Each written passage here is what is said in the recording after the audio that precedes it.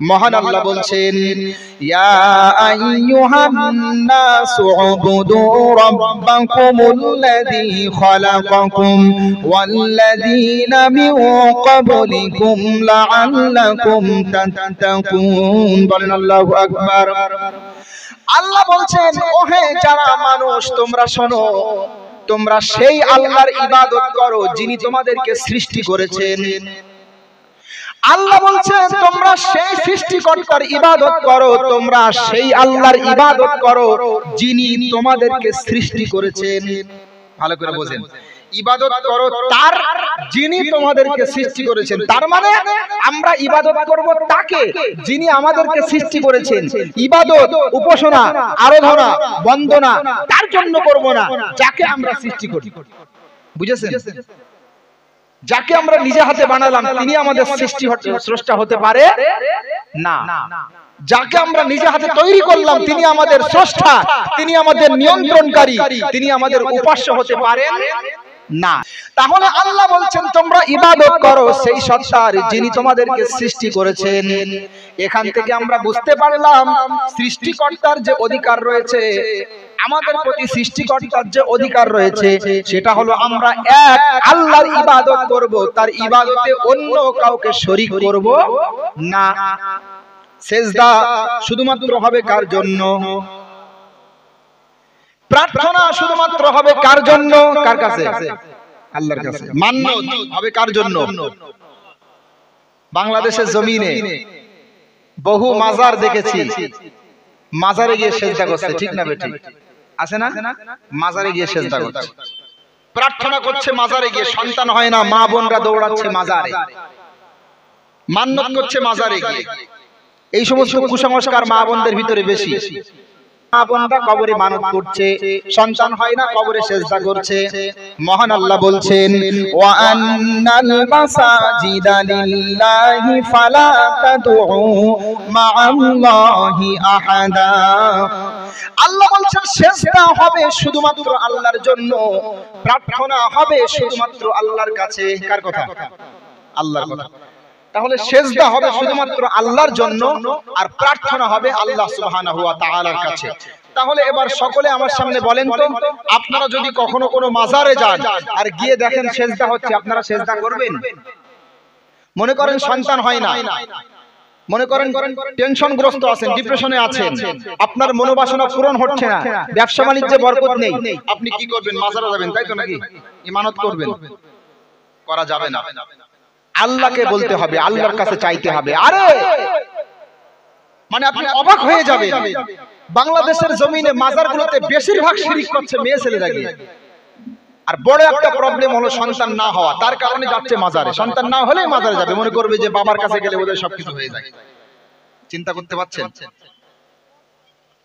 দেখেন আমি একটা কথা বলি, ইব্রাহিম আলাইহিস সালামের জীবনীতে আমাদের জন্য শিক্ষা আছে। ইব্রাহিম নবী আলাইহিস সালাম তিনি বার্ধক্যে উপনীত হয়ে গিয়েছিলেন, তারপরেও আল্লাহর কাছে সন্তান চেয়েছিলেন, পাননি?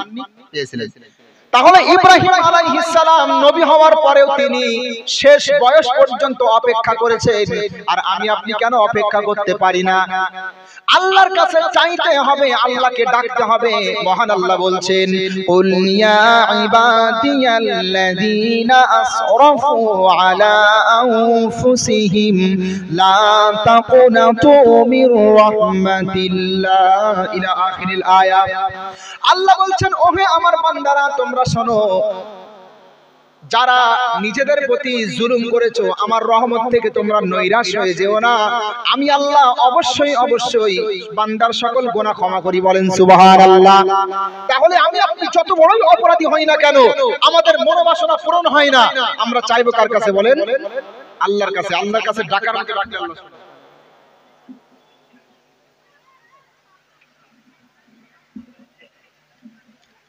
এটা দরুদ শরীফ পড়েন।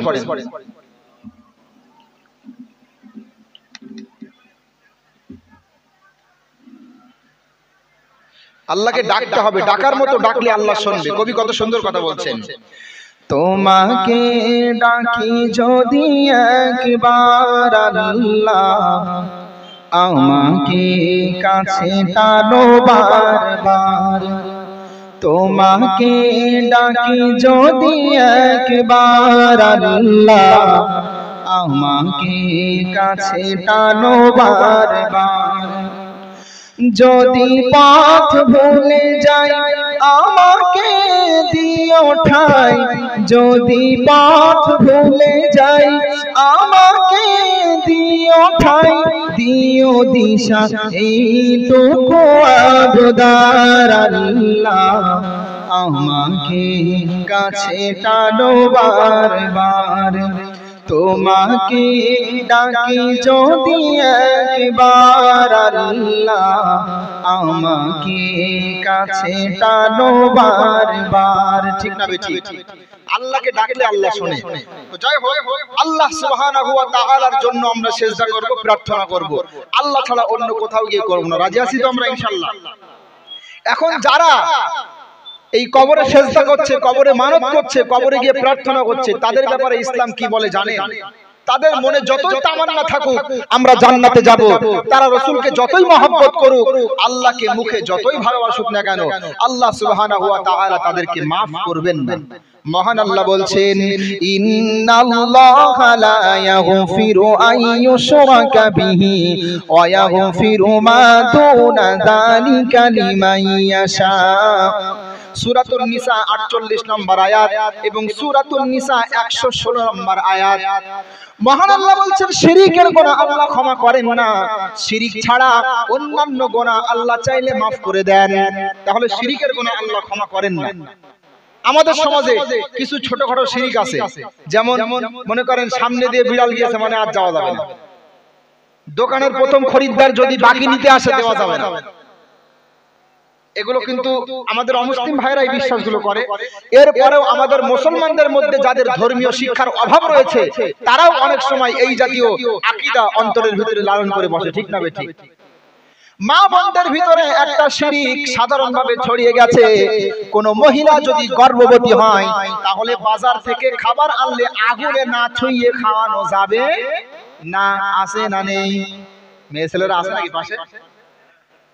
এই জন্য তাদেরকে উদ্দেশ্য করে বলছি, বিশেষ করে এই কুসংস্কার বাদ দেওয়া লাগবে। আমি কোন এক জায়গাতে একটা জলসাতে আসি, সেখানে এই বিষয়টা নিয়ে আলোচনা করলাম যে মহিলাদের ভিতরে যে বিশ্বাস রয়েছে বাজার থেকে খাবার আনলে আগুনে ছোঁয়াতে হবে, অন্যথায় খাওয়া যাবে না গর্ভবতী মহিলা হলে, এই ধারণাগুলো কুসংস্কার, এগুলো শিরকি বিশ্বাস। তো এগুলো বলার পরে আমি আলোচনা করলাম, দীর্ঘায়িত করলাম আলোচনা শিরকের বিষয়ে। তার পরপরই একজন আমাকে এসে বলছে, হুজুর আপনি এই শিরকের বিষয়ে আলোচনা করলেন না, এক্ষুনি এরকম ঘটনা একটা ঘটল। মানে আপনার বক্তব্য শোনার পরে কোন একদিন মঙ্গলবারের দিন ছোট্ট একটা বাচ্চাকে কোরআনুল কারীম ধরাবো, মঙ্গলবারের দিন বললাম কোরআনুল কারীম আনো, ধরিয়ে দেব। বলছে না, আমার আম্মা জান আজকে কোরআন ধরাতে দিবে না। আমার আম্মা জান বলছে আজকে মঙ্গলবার, আজকে অমঙ্গল হয়। কি হয় বলেন? আজকে মঙ্গলবার, আজকে অমঙ্গল হয়, আজকে কোরআন ধরা যাবে না।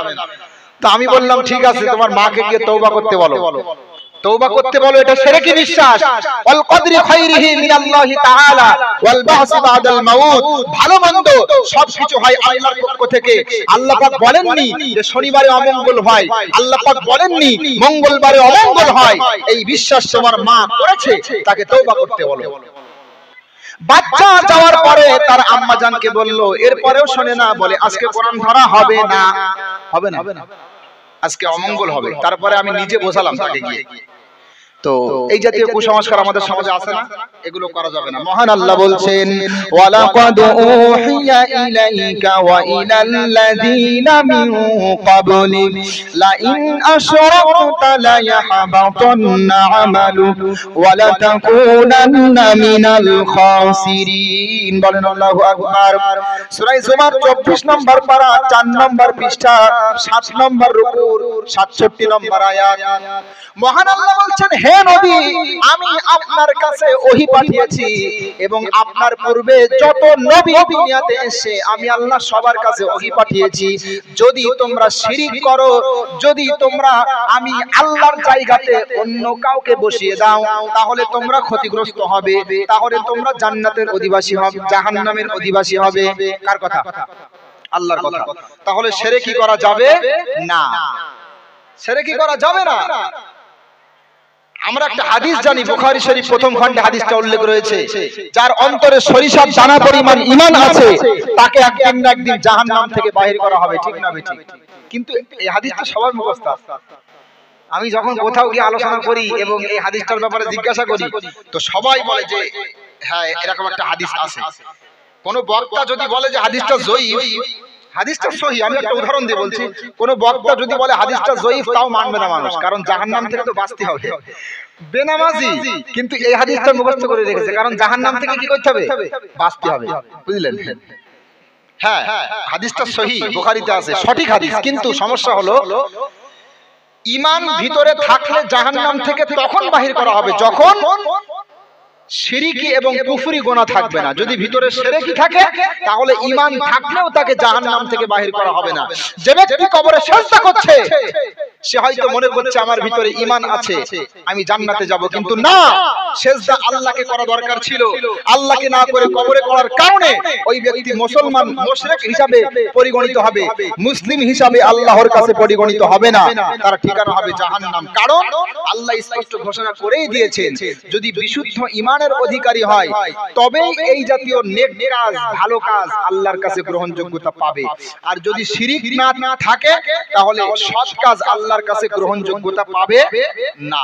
মহান আল্লাহ বলছেন, ওয়ামান আরাদাল আখিরাতা ওয়া সাআলাহা সাআয়াহা ওয়া হুয়া মুমিনুন ফাউলাইকা কানা সাআয়ুহুম মাশকুরা। সূরা বনী ইসরাঈল 15 নম্বর পারা, 3 নম্বর পৃষ্ঠা, 2 নম্বর রুকুর 17 নম্বর আয়াত। আল্লাহ রাব্বুল আলামিন বলছে, এটা 19 নম্বর আয়াত। আল্লাহ বলছে, কেউ যদি আখিরাত পাওয়ার জন্য, কেউ যদি আখিরাত উপার্জন করার জন্য প্রচেষ্টা করে, মেহনত করে, ইবাদত করে, আর সাথে সাথে বিশুদ্ধ ঈমানের অধিকারী হয়, তবেই আমি আল্লাহ বলছি তাদেরকে আমি, তাদের ইবাদত আমি আল্লাহ কবুল করব। এটা অনেক বড় আয়াত। আজকে বিষয়টা কেন বলছি আমি, আমাদের পশ্চিমবঙ্গের জমিনে আজকে স্টেজগুলো দখল করে আছে বহু অযোগ্য বক্তা, ঠিক না বেঠিক? অযোগ্য হওয়ার কারণে এমন এমন ফতোয়া, এমন এমন মাসআলা স্টেজে বলছে, মানুষ ঈমান হারা হয়ে যাবে। কোন একজন বক্তা দেখলাম গত বছর আলোচনা করতে গিয়ে বলছে, আগে ঈমান আনতে হবে রাসূলের প্রতি, তারপরে আল্লাহ। যারা আগে ঈমান এনেছে আল্লাহর প্রতি এরা বেঈমান, ঠিক না বেঠিক? শোনেননি আপনি? শোনেননি আপনারা? আপনারা হয়তো শোনেননি, কিন্তু এরকম বক্তব্য এক বক্তা দিয়েছে। আপনাদের সমাজে জানি না কেমন বক্তা আছে, তবে এরকম একটা ফতোয়া বক্তা দিয়েছে কোন এক বক্তা আমাদের ইন্ডিয়ার। আমার বাড়ি কিন্তু ইন্ডিয়ায়, বাংলাদেশে ভাবিয়েন না। অনেক জায়গাতে বাংলাদেশে পড়াশোনা করার কারণে অনেক জায়গাতে দেখি মানে লেখে যে সুদূর বাংলাদেশ থেকে আগত। এগুলো কেন লিখবেন আপনারা? আমি ইন্ডিয়ান, আপনারা কি সন্তুষ্ট না এতে? আমার বাড়ি এখান থেকে 1 ঘন্টাও লাগে না যেতে, বনগাঁতে আমার বাড়ি, আর আমাকে বানিয়ে দিয়েছে বাংলাদেশ। আমি গর্বিত, আমি ইন্ডিয়ান। যেখানে কুফরি শিরকের ছাইলাভ হয়ে যাচ্ছে সেখানে হাদিস এবং কোরআনের কথা বলতে পারছি, এটা আমার জন্য গর্বের বিষয়, ঠিক না বেঠিক? পড়াশোনা করেছি ওখানে, কিন্তু বাড়ি আমার ইন্ডিয়া। তো যে কথা বলছিলাম, বক্তা এই বক্তব্য দিচ্ছে। এই বক্তব্য যারা বিশ্বাস করবে যে আগে রাসূল তারপরে আল্লাহ, ঈমান থাকবে? ঈমান থাকবে না। সে আবার ব্যাখ্যা দিচ্ছে বিভিন্ন কায়দায়, না কোনো ব্যাখ্যা চলবে না। এখানে স্পষ্ট রূপে বলতে হবে, আমানতু বিল্লাহি ওয়া মালাইকাতিহি ওয়া কুতুবিহি ওয়া রুসুলিহি, আগে আল্লাহ তারপরে রাসূল, ঠিক না বেঠিক? এখন এই জাতীয় বক্তব্য দিচ্ছে আর সাধারণ মানুষ তাদের কণ্ঠ শুনে পাগল, সারা রাত জলসা শুনে, হাদিস নেই, কোরআন নেই। এখন সকালবেলা চায়ের দোকানে গল্প দিচ্ছে, অমুক গ্রামে একটা বক্তা এসেছিল, সে বিরাট বক্তা। কি বক্তা বলেন? বিরাট বক্তা। কি ওয়াজ করলো বল দেখি শুনি। আরে সেজা সুর গলায়, বাবা সেজা সুর, কি ওয়াজ করলো বল দেখি শুনি। বলে সেজা সুর গলায়, এই সুরের ধোঁকায় পড়েই তো আজকে মানুষ পথভ্রষ্ট হচ্ছে। সুর আছে, আসলে কি যোগ্যতা আছে কিনা আছে জাস্টিফাই করছে না, বক্তার চেয়ারে বসিয়ে দিচ্ছে, উল্টা পাল্টা ফতোয়া দিয়ে মানুষকে গুমরাহ করছে, ঠিক না বেঠিক? এজন্য আমাদেরকে সচেতন থাকতে হবে। আল্লাহ পাক আমাদের সকলকে হাদিস এবং কোরআন অনুপাতে জীবন যাপন করার তৌফিক দান করুন, বলেন আমিন। তাহলে প্রথম নাম্বার অধিকার বললাম সৃষ্টিকর্তার জন্য অধিকার, সেটা হলো বান্দা একগ্রতা চিত্তে আল্লাহর ইবাদত করবে, আল্লাহ ছাড়া অন্য কারো জন্য ইবাদত করবে না। এখন ইবাদত কি করব? ইবাদত তো বহু আছে। ইবাদত 2 প্রকার। একটা করণীয় ইবাদত, একটা বর্জনীয়। কিছু ইবাদত আছে যেগুলো করতে হয়, আবার কিছু আছে যেগুলো বর্জন করতে হয়। ইমাম যাহাবী রাহমাতুল্লাহ আলাইহি কিতাবুল কাবাইর নামক একটা কিতাব লিখেছেন, এর মধ্যে 70টা কবিরা গুনাহ এক জায়গাতে করেছেন। বলা তো সম্ভব না, আমি শুধুমাত্র করণীয় কয়টি ইবাদত বলছি যেগুলো আমাদের ভিতরে থাকতেই হবে, না থাকলে আমরা মুসলমান হিসাবে নিজেদেরকে গণ্য করতে পারবো না। আচ্ছা, এখন যদি আমি বলি আপনারা কারা কারা মুসলমান, সবাই হাত তুলবে না? কিন্তু আল্লাহর কাছে কিন্তু সবাই মুসলমান হিসাবে গণ্য হবে না। আল্লাহর কাছে মুসলিম হিসাবে গণ্য হতে গেলে অন্তত 5টা বিষয় থাকাই লাগবে।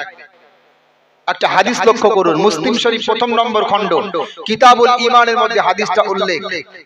عن عبد الله بن مسعود رضي الله تعالى عنه قال قال النبي صلى الله عليه وسلم بني الإسلام على 50 شهادة أن لا إله إلا الله وأن محمدا عبده ورسوله وإقام الصلاة وإيتاء الزكاة والحج وصوم رمضان متفق عليه।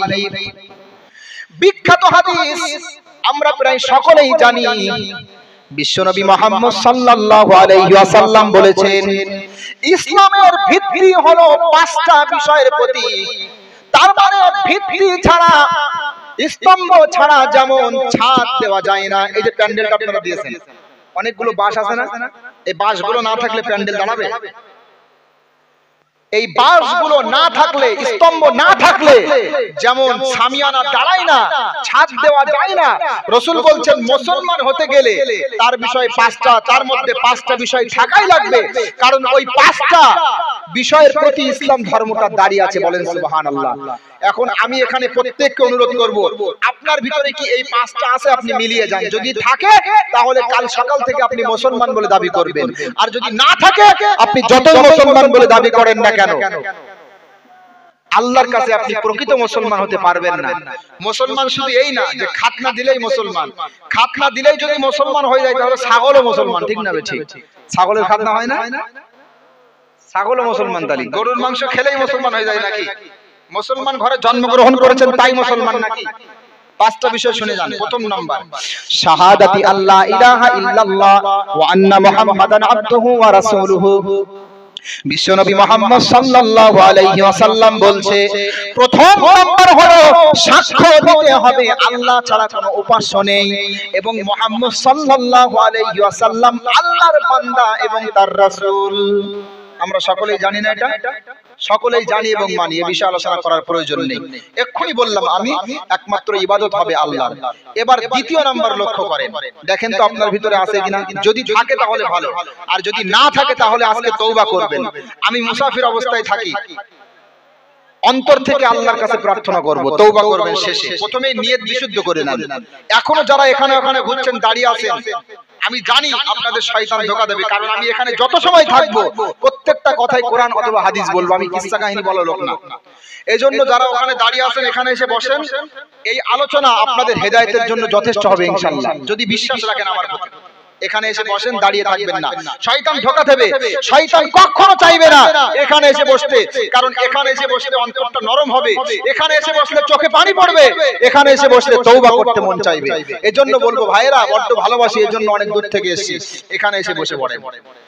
দ্বিতীয় নম্বর হলো মুসলমান হতে গেলে যেটা আমাদের অবশ্যই লাগবে, ওয়া ইকামিস সালাত, নামাজ কায়েম করা। কি করা?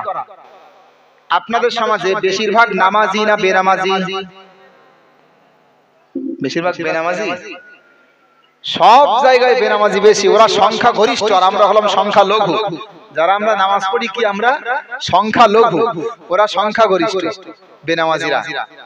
নামাজ যারা পড়ে না তাদের বিষয়ে বিস্তারিত বলবো না, শুধুমাত্র একটা আয়াত শুনে নেন। আল্লাহ বলছেন যারা নামাজ পড়ে না মৃত্যুর পরে এরা বিনা হিসেবে জান্নাতে যাবে।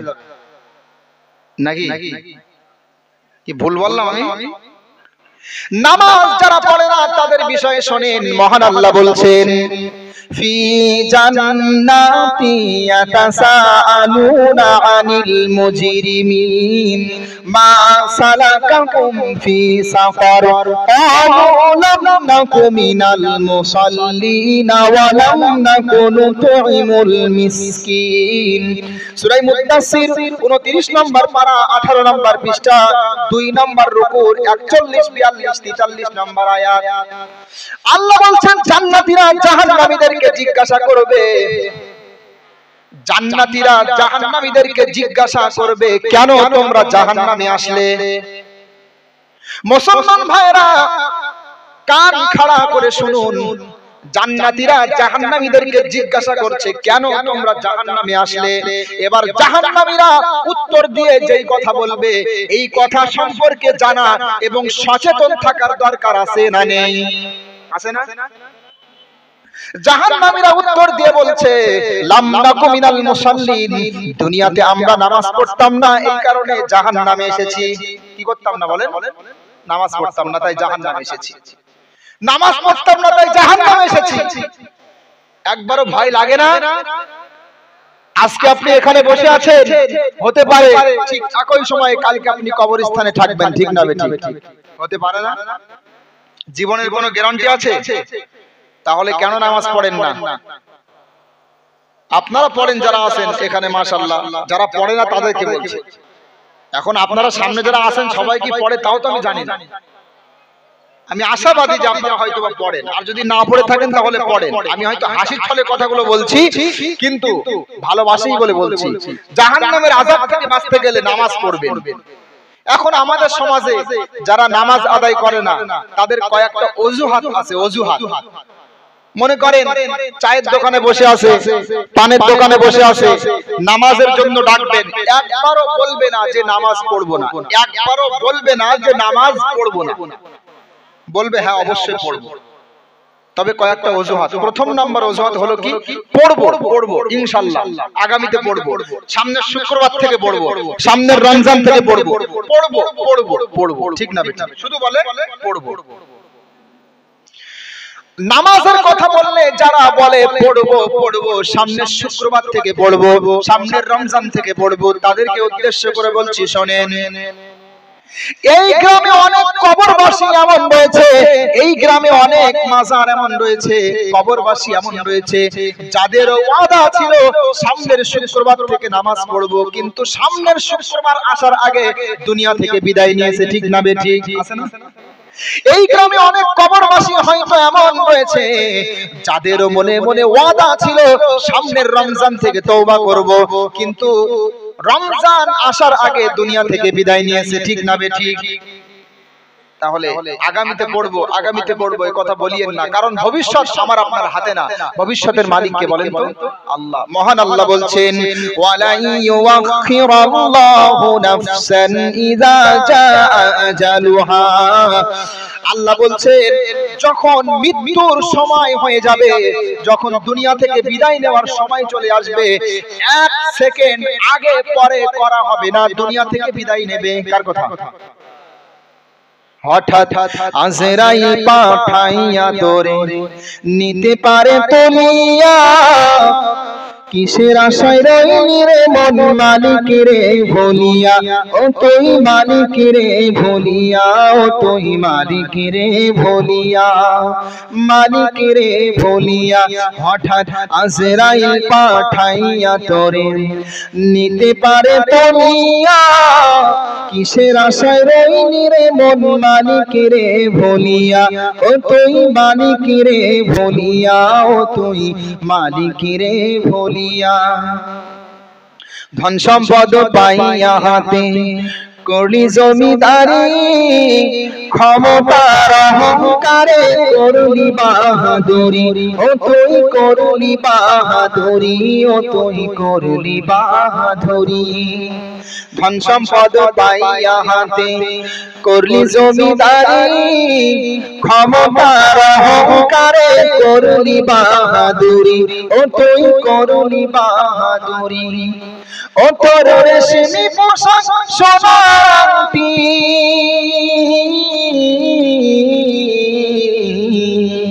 ও তোর রেশমি পোশাক সোনার আংটি, নিবে স্বজনেরা খুলিয়া, কিসের আশায় রইলি রে মন মালিক রে ভুলিয়া, ও তুই মালিক রে ভুলিয়া, ও তুই মালিক রে ভুলিয়া, মালিক রে ভুলিয়া। ঠিক না বেঠিক? তাহলে মৃত্যুর সময় হয়ে গেলে হঠাৎ আমাদেরকে বিদায় দিতে হবে। এখন ভবিষ্যতে পড়বো, আগামীতে পড়বো, সামনের শুক্রবার থেকে পড়বো, সামনের রমজান থেকে তওবা করব, এরকম কথা যারা বলে তারা আসলে কি বুদ্ধিমান? আসলে কি বুদ্ধিমান? দুনিয়াতে আপনি হয়তো বুদ্ধিমান, কিন্তু আমি মনে করি আপনি বুদ্ধিমান না। কারণ আজকে এখানে বসে আছি, হতে পারে একই সময় আগামীকাল থাকবো বাঁশবাগানে, ঠিক আছে, ঠিক না? হতে পারে না? তাহলে কেন পরিবর্তন নেই? আজকেই তওবা করবেন, নামাজ পড়বেন। এবার চলেন, যারা নামাজ পড়ে না তাদের দ্বিতীয় নাম্বার অজুহাত হলো আমি একটু কর্ম ব্যস্ততার মধ্যে আছি, আমি একটু ব্যস্ততার মধ্যে আছি, কর্ম ব্যস্ততা কমুক এরপরে নামাজ পড়বো। আছে না নেই? আছে না? বলে না? অবশ্যই বলে। আপনি বলছেন কর্ম ব্যস্ততা কমুক এরপরে নামাজ পড়বো, আর মহান আল্লাহ কি বলছে শুনুন, ইয়া আইয়ুহাল ইনসানু ইন্নাকা কাদিহুন ইলা রাব্বিকা কাদহাউ ফামুলাকি। আল্লাহ বলছেন ওহে যারা মানুষ তারা শোনো, যতদিন পর্যন্ত তোমরা প্রভুর সাথে মিলিত না হবে ততদিন পর্যন্ত তোমাদেরকে কষ্ট ক্লেশ ব্যস্ততার মধ্যে থাকতে হবে। কার কথা? আল্লাহর কথা। তাহলে আল্লাহ বলছেন মৃত্যু পর্যন্ত তোমাদেরকে ব্যস্ততার মধ্যে থাকতে হবে, কষ্ট ক্লেশ সাধন তোমাদেরকে করতে হবে। এখন বলেন তো, যারা ব্যস্ততার দোহাই দিয়ে, কর্ম ব্যস্ততার দোহাই দিয়ে নামাজ থেকে দূরে থাকে, তারা আসলেই কি নামাজ পড়ার সৌভাগ্য অর্জন করতে পারবে? পারবে না। পারবে না। হয়তো পারবে, তখন জানেন দাড়িগুলো সাদা হয়ে যাবে, মাথার চুলগুলো পেকে যাবে, সাংসারিক পারিবারিক চাপ, সাংসারিক পারিবারিক ব্যস্ততা, সবকিছু সন্তান সন্ততির উপরে নাচতে হবে। এবার উনি মসজিদে গিয়ে লা ইলাহা ইল্লাল্লাহ লা ইলাহা ইল্লাল্লাহ করবে, ঠিক না? কিন্তু আপনারা তো জানেন না যৌবনকালের ইবাদত আল্লাহর কাছে গ্রহণযোগ্যতা পায়। বিশেষ করে হাদিসে যুবক বয়সের হিসাব নেওয়া হবে বলে উল্লেখ করা হয়েছে। সাহাবী আব্দুল্লাহ বিন মাসউদ থেকে তিরমিজিতে হাদিস রয়েছে, লা তাযালু কদম ইবনি আদম ইয়াউমাল কিয়ামাতি হাত্তা ইউসআলা আন খামসিন। যতক্ষণ পর্যন্ত পাঁচটা বিষয়ে প্রশ্ন না করা হবে ততক্ষণ পর্যন্ত বানি আদমের পা কিয়ামতের দিন আল্লাহর সামনে থেকে উঠাতে পারবে না। এর মধ্যে প্রথম নাম্বার প্রশ্ন হলো ওয়া আন উমরিহি ফিমা আফনাহু। প্রথম নাম্বার প্রশ্ন হলো তোমার একটা বয়স আমি দিয়েছিলাম, তোমার একটা সময় আমি দিয়েছিলাম 60 বছর 70 বছর, এই বয়সগুলো তুমি কোন পথে ব্যয় করেছিলে, কোন পথ অবলম্বন করে এই বয়সগুলো তুমি উড়িয়ে দিয়েছো? বলেন, আপনারা সকলেই বলেন যারা এখানে আছেন। 60 বছর বয়স যাদের, 70 বছর বয়স, 30 বছর 40 বছর যাদের বয়স, বলেন, বুকে হাত রেখে বলেন তো, আল্লাহ যদি এই সময়ের হিসাবটা নেয় দিতে পারবো? অধিকাংশ মানুষ আমরা দিতে পারবো? 15 বছর বয়স থেকে মনে করেন নামাজ ফরজ হয়ে গেল, একটা উদাহরণস্বরূপ, কারোর আগে কারোর পরে হয়, গড়পড়তায় 15 বছর ধরা হয়। ছেলেদের ক্ষেত্রে মনে করেন 15 বছর বয়স হয়ে গেল, নামাজ পড়ার বয়স হয়ে গেল, এরপর থেকে নিয়ে যদি আমরা হিসাব করতে থাকি হাজার হাজার ওয়াক্ত নামাজ আমাদের উপরে কাজা আছে, ঠিক না বেঠিক? বলেন, যারা আমরা মাদ্রাসাতে পড়েছিলাম, নিয়মতান্ত্রিক নামাজ পড়তাম, তাদের কথা বাদ দেন, আমি গ্রাম্য মানুষের কথা বলছি। বলেন, কি জবাব দেবেন আল্লাহর কাছে? কি জবাব দেব আমরা? এজন্য অত্যন্ত বিনয়ের সাথে বলছি, ভবিষ্যতে নামাজ পড়বো এই চিন্তাধারা বা ব্যস্ততা কমলে এরপরে নামাজ পড়বো এই চিন্তাধারা বাদ দেন। আজকে থেকেই ওয়াদা করবেন 5 ওয়াক্তের নামাজ পড়বো ইনশাআল্লাহ, ইনশাআল্লাহ। এরপরে 3 নম্বর অজুহাত, যারা নামাজ আদায় করে না তাদের তৃতীয় অজুহাত হলো আগে আমি ভালো হই এরপরে নামাজ পড়বো। এখন আমি ঘুষের সাথে সম্পর্ক রাখি, এখন আমি সুদের সাথে সম্পর্ক রাখি, এখন আমি হারাম বিজনেসের সাথে সম্পর্ক রাখি। আচ্ছা, সুদ ঘুষ আপনাদের সমাজে আছে? আছে?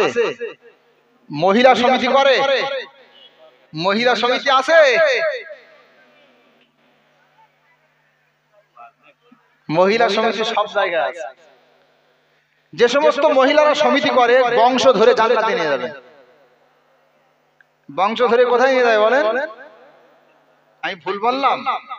তাহলে ভুল হয়ে গেছে আমার বলা। মহিলা সমিতি করবেন না। আপনি হয়তো এই কথা বললে আমাদেরকে অনেকে বলে, হুজুর আপনি সমিতির বিরুদ্ধে বললেন, আমরা যখন ঝামেলায় পড়বো, টাকা পয়সা প্রয়োজন হবে, তখন কোথায় যাব, কোথায় কি করব?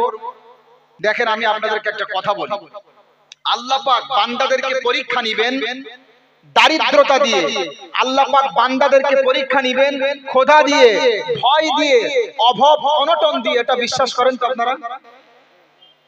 প্রত্যেককেই বলছি, আল্লাহ পাক যারা মুমিন ঈমানদার তাদেরকে কঠিন পরীক্ষা নেবেন। আশাদুন নাসি বালাআন আল আম্বিয়া সুম্মাল আমসাল ফাল আমসাল। আল্লাহ বলছেন, রাসূল বলছেন, সবচেয়ে কঠিন পরীক্ষা দিয়েছে নবীরা। নবীরা সবচেয়ে কঠিন পরীক্ষা দিয়েছে। মুহাম্মদ সাল্লাল্লাহু আলাইহি ওয়াসাল্লাম এমন দিন গিয়েছে এক মুঠো খাবার জোটেনি, পেটে পাথর বেঁধে দিন কাটিয়েছে। ঠিক না বেঠিক? নবীর মহব্বত আমাদের ভিতরে থাকলে একবার হলেও আমরা ভাবতাম বিশ্বনবী মুহাম্মদ সাল্লাল্লাহু আলাইহি ওয়াসাল্লাম না খেয়ে দিন কাটিয়েছেন, নবীরা না খেয়ে দিন কাটিয়েছেন, এরপরেও হারাম সম্পর্কের সাথে সম্পর্ক রাখেনি।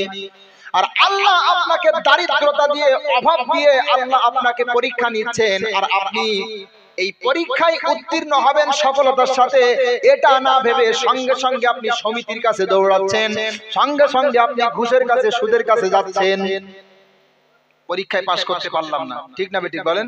পরীক্ষায় পাস করতে পারলাম না। আমি আবারও বলছি, আল্লাহ কষ্ট দেবে, কষ্ট সহ্য করতে হবে। নবীর মহব্বত যদি অন্তরে থাকে, যখনই আমাদের মনে চাইবে হারাম ব্যবসা করার জন্য, যখনই মনে চাইবে সুদ খাওয়ার ব্যাপারে, যখনই মনে চাইবে ঘুষ খাওয়ার ব্যাপারে, সঙ্গে সঙ্গে স্মরণ করবেন আমার নবী পেটে পাথর বেঁধেছিল। ঠিক না বেঠিক বলেন? নবীর মহব্বত অন্তরে আছে তো নাকি? নবীর মহব্বত অন্তরে আছে তো? আচ্ছা, নবীর মহব্বত অন্তরে নেই কার কার? হাত তোলেন দেখি। কেউ হাসিয়েন না, উনি মিস্টেক করে ফেলেছেন। আমি গত বছর এক জায়গা থেকে আমার টাইম দিয়েছে রাত 2টা থেকে 4টে পর্যন্ত, শেষ বক্তা রাত 2টা থেকে 4টে পর্যন্ত। স্টেজে আমার পাশে যিনি বসে আছেন তিনিও ঘুমাচ্ছেন, শ্রোতারাও ঘুমাচ্ছে। আমি তখন বললাম আপনারা কারা কারা জাহান্নামে যাবেন? হাত তোলেন। অনেকে হাত তুলেছে, অনেকে হাত তুলেছে, মানে জাহান্নামে যাবে, বুঝলেন তো? আপনারা শুনছেন মাশাআল্লাহ, কোন এক মুরব্বি হাত তুলেছেন, কিন্তু উনি ইচ্ছাকৃত তোলেননি, উনি না বুঝে তুলেছেন। এখন মুরব্বি বললে আবার সমস্যা। মেদিনীপুরে এক জলসায় গিয়ে বসে আছি, কটা বাচ্চা এসে ঘরের মধ্যে আমাকে বলছে মুরব্বি মুরব্বি। ঠিক না বেঠিক? একটা কিছু ভাইরাল হলে এত বেশি ভাইরাল হয়, আবার শিল্পীরাও ভাইরাল হওয়ার জন্য এ নিয়ে গজল বানিয়েছে।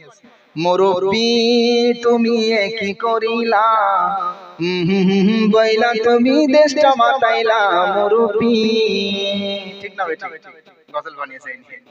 তো দুনিয়াটা এখন ভাইরালের যুগ চলছে, কিভাবে ভাইরাল হওয়া যায় এরকম ধান্দা সবার মনে। আর কি আল্লাহ সুবহানাহু ওয়া তাআলা ট্রোল করা থেকে আমাদেরকে বাঁচিয়ে নিক। যে মুরব্বি, মানে যে আলেমটা মুরব্বি বলেছিলেন, উনি কিন্তু আর হাসানোর জন্য বলেন। এক মুরব্বি মাহফিল থেকে উঠে যাচ্ছে, তো উনি বলছে মুরব্বি মুরব্বি যায়েন না, ঠিক আছে? আর ওটা ভাইরাল করে দিয়েছে। তো যাই হোক, মুরব্বি বললাম এই জন্য কথাই মনে পড়ে গেল। আর কি, তো জাহান্নামে যেতে আমরা কেউ রাজি না, এজন্য বুঝে সুঝে হাত তুলবেন। নবীর মহব্বত আমাদের সবার অন্তরে আছে না নেই বলেন? তাহলে নবীর মহব্বত যদি আমাদের অন্তরে থাকে, যখনই আমাদেরকে হারাম রাস্তার দিকে শয়তান নিয়ে যাবে, সঙ্গে সঙ্গে চিন্তা করবেন আমার নবী না খেয়ে পেটে পাথর বেঁধেছিল। ঠিক না বেঠিক? তাহলে আমরাও না খেয়ে থাকতে রাজি আছি। এমনকি যদি মানুষের কাছে ধার দিনা করতে হয় তাও করব, ইসলামী শরীয়ত এটা জায়েজ রেখেছে। কিন্তু আমরা সমিতি করব না। যে সমস্ত মা বোনরা এসেছেন তাদেরকে বলছি আপনারা সমিতি করবেন না, সমিতির সাথে সম্পর্ক নষ্ট করেন। আমি চাই আমার এই বক্তব্য শোনার পরে আপনাদের সমাজে পরিবর্তন আসুক। যদি পরিবর্তন না আসে তাহলে আমারও খারাপ লাগবে, কারণ আমরা রাত্রি জেগে এই যে জলসাগুলো করি, যদি পরিবর্তন না আসে আমরা কি জবাব দেব আল্লাহর কাছে গিয়ে বলেন? এজন্য আমরা পরিবর্তন চাই। ইনশাআল্লাহ বলেন তো, সমিতি বাদ দেবেন তো ইনশাআল্লাহ? আপনাদের স্ত্রীদেরকে বারণ করবেন তো? অনেকে ইনশাআল্লাহ বলবে না, কারণ অনেকে এমন আছে যদি বাড়িতে গিয়ে এখন স্ত্রীকে বলে যে সমিতি করা যাবে না, বাড়ি থেকে নামিয়ে দেবে স্ত্রী তার। এরকম স্ত্রী আমাদের সমাজে আছে, আছে না? অবশ্যই আছে। যাই হোক, সমিতি বাদ দেবেন আমরা। নবীর মহব্বত অন্তরে রাখবেন। এই সমস্ত সুদের সাথে ঘুষের সাথে আমাদের কোনো সম্পর্ক নেই। তো যাই হোক, এখন ব্যক্তি কি বলে, আমি সুদের সাথে সম্পর্ক রাখি, ঘুষের সাথে সম্পর্ক রাখি, আমি এখন নামাজ পড়বো না, আগে মহিলা সমিতি বাদ দিই, আগে ঘুষ বাদ দিই, আগে সুদ বাদ দিই, এরপরে তওবা করে পাক সাফ হয়ে এরপর থেকে নামাজ শুরু করবো। এরকম বলে না? বলে না? বলেন, বলে না? আপনি বলছেন আমি আগে ভালো হব এরপরে নামাজ পড়বো, আর আমার আল্লাহ কি বলছে শুনুন, আকিমিস সালাতা ইন্নাস সালাতা তানহা আনিল ফাহশাই ওয়াল মুনকার ওয়া লাযিকরুল্লাহি আকবার। বলেন আল্লাহু আকবার। সূরা আনকাবুত 21 নম্বর পারা, প্রথম নম্বর পৃষ্ঠা, 5 নম্বর রুকুর 45 নম্বর আয়াত। আল্লাহ বলছেন তোমরা নামাজ কায়েম করো। অবশ্যই নামাজ মানুষকে অশ্লীলতা, বেহায়াপনা, অবশ্যই নামাজ মানুষকে গুনাহের কাছ থেকে দূরে রাখে। বলেন সুবহানাল্লাহ। আপনি বলছেন আগে ভালো হই এরপরে নামাজ পড়বো, আর আমার আল্লাহ বলছে তুমি নামাজ শুরু করো আমি তোমাকে ভালো করব। কাটটা সঠিক? কাটটা সঠিক? সালাত কায়েম করো, সালাত কায়েম করো, হবে জান্নাতি তুমি, হবে জান্নাতি তুমি। দেবে রোজ হাসরে শীতল ছায়া আরশে আজিম। রব্বিয়াল আলা, রব্বিয়াল আজিম, রব্বিয়াল আলা, রব্বিয়াল আজিম। ঠিক না বেটি? এরপরে চতুর্থ নম্বর অজুহাত। মনে করেন চায়ের দোকানে বসে আছে, আপনি গিয়ে বলছেন চলেন মসজিদে চলেন, তখন বলবে আজকে লুঙ্গিটা একটু অপবিত্র আছে, একটু সমস্যা আছে, ইনশাআল্লাহ কালকে যাবো। এরকম বলে না? আমি কি বানিয়ে বানিয়ে বলছি নাকি? আমি যে কটা বলছি সব সত্যই বলছি, কারণ আমি যখন গ্রামে নামাজ পড়তে যাই তখন বলি চাচা ভাই চলেন চলেন, আজকে একটু সমস্যা আছে। সমস্যা থাকুক আর না থাকুক বলবে সমস্যা আছে, কালকে থেকে ইনশাআল্লাহ যাবো। তবে এই সমস্যা অনেকে রিয়েলি দেখিয়ে থাকে। কারণ কি জানেন, আমাদের সমাজে অনেক যুবক আছে, লজ্জার বিষয় তাও বলছি, অনেক যুবক আছে যারা পেশাব করে পবিত্রতা অর্জন করে না। ঠিক না বেঠিক? আছে না? ভরপুর, মানে ভরপুর, তার মানে বলছে অনেক বেশি। যারা পেশাব করে পবিত্রতা অর্জন করে না, পানি ব্যবহার করে না, ঢিলা কুলুক ব্যবহার করে না সাধ্য অনুপাতে, জাহান্নাম তো অনেক দূরের কথা, কবরের ভিতরেই তাদের শাস্তি হতে পারে। যারা পেশাব করার পরে পবিত্রতা অর্জন করে না, কবরের ভিতরেই তাদের শাস্তি হতে পারে। তিনি বলছেন বিশ্বনবী মুহাম্মদ সাল্লাল্লাহু আলাইহি ওয়াসাল্লাম দুইটা কবরের পাশ দিয়ে অতিক্রম করছিলেন। শোনেননি হাদিস? দুইটা কবরের পাশ দিয়ে যাচ্ছিলেন, আল্লাহর নবী তিনি বলছেন এই দুইটা কবরবাসীকে শাস্তি দেওয়া হচ্ছিল। কি হচ্ছিল বলেন? শাস্তি দেওয়া হচ্ছিল।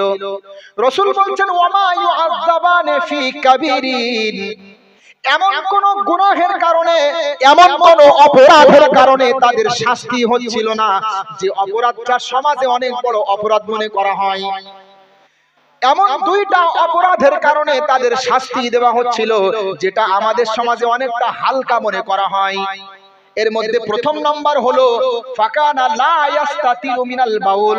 প্রথম ব্যক্তি ওই ব্যক্তি যেই ব্যক্তি পেশাব করার পরে পবিত্রতা অর্জন করত না। কি করত না বলেন? পেশাবের পরে পবিত্রতা অর্জন করত না। পেশাব করার পরে পবিত্রতা অর্জন না করলে জাহান্নাম তো দূরের কথা, কবরে শাস্তি হতে পারে। এজন্য এই মাইকের আওয়াজ যত দূর পর্যন্ত যাচ্ছে প্রত্যেককে বলছি পেশাব করার পরে পবিত্রতা অর্জন করবেন, যতদিন বেঁচে থাকবেন পবিত্রতা অর্জন করবেন, অন্যথায় কবরে শাস্তি হতে পারে। এবার দ্বিতীয় নম্বর অপরাধ যার কারণে কবরে শাস্তি হচ্ছিল, যেহেতু হাদিসটা পড়েই ফেলেছি বলে দিই। দেখেন আপনাদের সমাজে আশা করি নেই, তারপরে থাকলে বলবেন আপনারা, চগলখড়ি করা, কথা লাগালাগি করা আছে?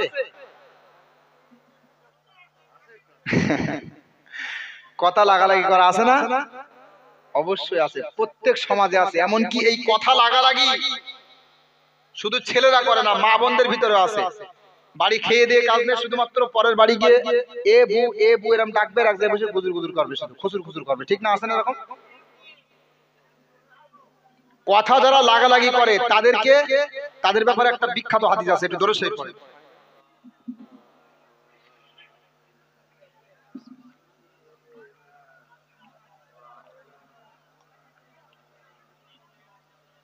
কি ব্যাপার আপনারা জমে গিয়েছেন নাকি? একটু আওয়াজ করেন। প্রভু তুমি বলেছো রাসূল দেবে না, বলনি দেবে না ওমর, বলনি দেবে না হামজা তারিক, খালিদ বিজয় সমর। প্রভু তুমি বলেছো রাসূল দেবে না, বলনি দেবে না ওমরের যুগ, রাশিদার সেই খেলাফত, ফিরিয়ে দেবে না আলোর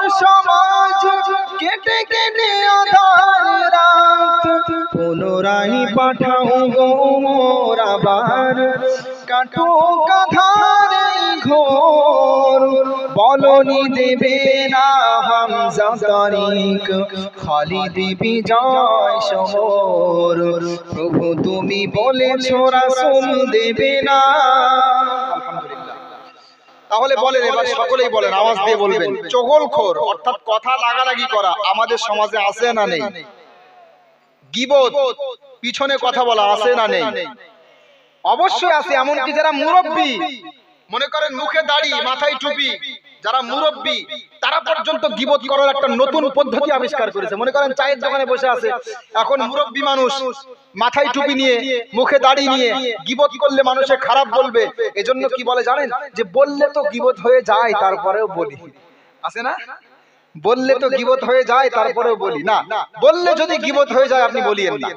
বললে যদি গীবত হয়ে যায় তাহলে আপনি বলিয়েন না, কারণ গীবত করা এবং কথা লাগালাগি করা এই দুটোর ঠিকানা হবে জাহান্নাম। দলিল মুসলিম শরীফ প্রথম নম্বর খণ্ড কিতাবুল ঈমান 191 নম্বর হাদিস। عن حذيفة رضي الله تعالى عنه أنه بلغه أن رجلا ينم الحديث فقال حذيفة رضي الله تعالى عنه سمعت النبي صلى الله عليه وسلم يقول لا يدخل الجنة نمام। হযরতে হুযায়ফা রাদিয়াল্লাহু তাআলা আনহু তিনি বসে আছেন, এমন সময় সংবাদ আসলো তার কাছে অমুক ব্যক্তি চগলখড়ি করে। হুযায়ফা বসে আছেন, তার কাছে খবর পৌঁছানো হলো অমুক ব্যক্তি চগলখড়ি করেন। সঙ্গে সঙ্গে হযরতে হুযায়ফা রাদিয়াল্লাহু তাআলা আনহু তিনি বললেন, আমি বিশ্বনবী মুহাম্মদ সাল্লাল্লাহু আলাইহি ওয়াসাল্লামকে বলতে শুনেছি, যেই ব্যক্তি চগলখড়ি করে সেই ব্যক্তি জান্নাতে যেতে পারবে না। আমি কি বানিয়ে বললাম নাকি? মুসলিম শরীফের হাদিস।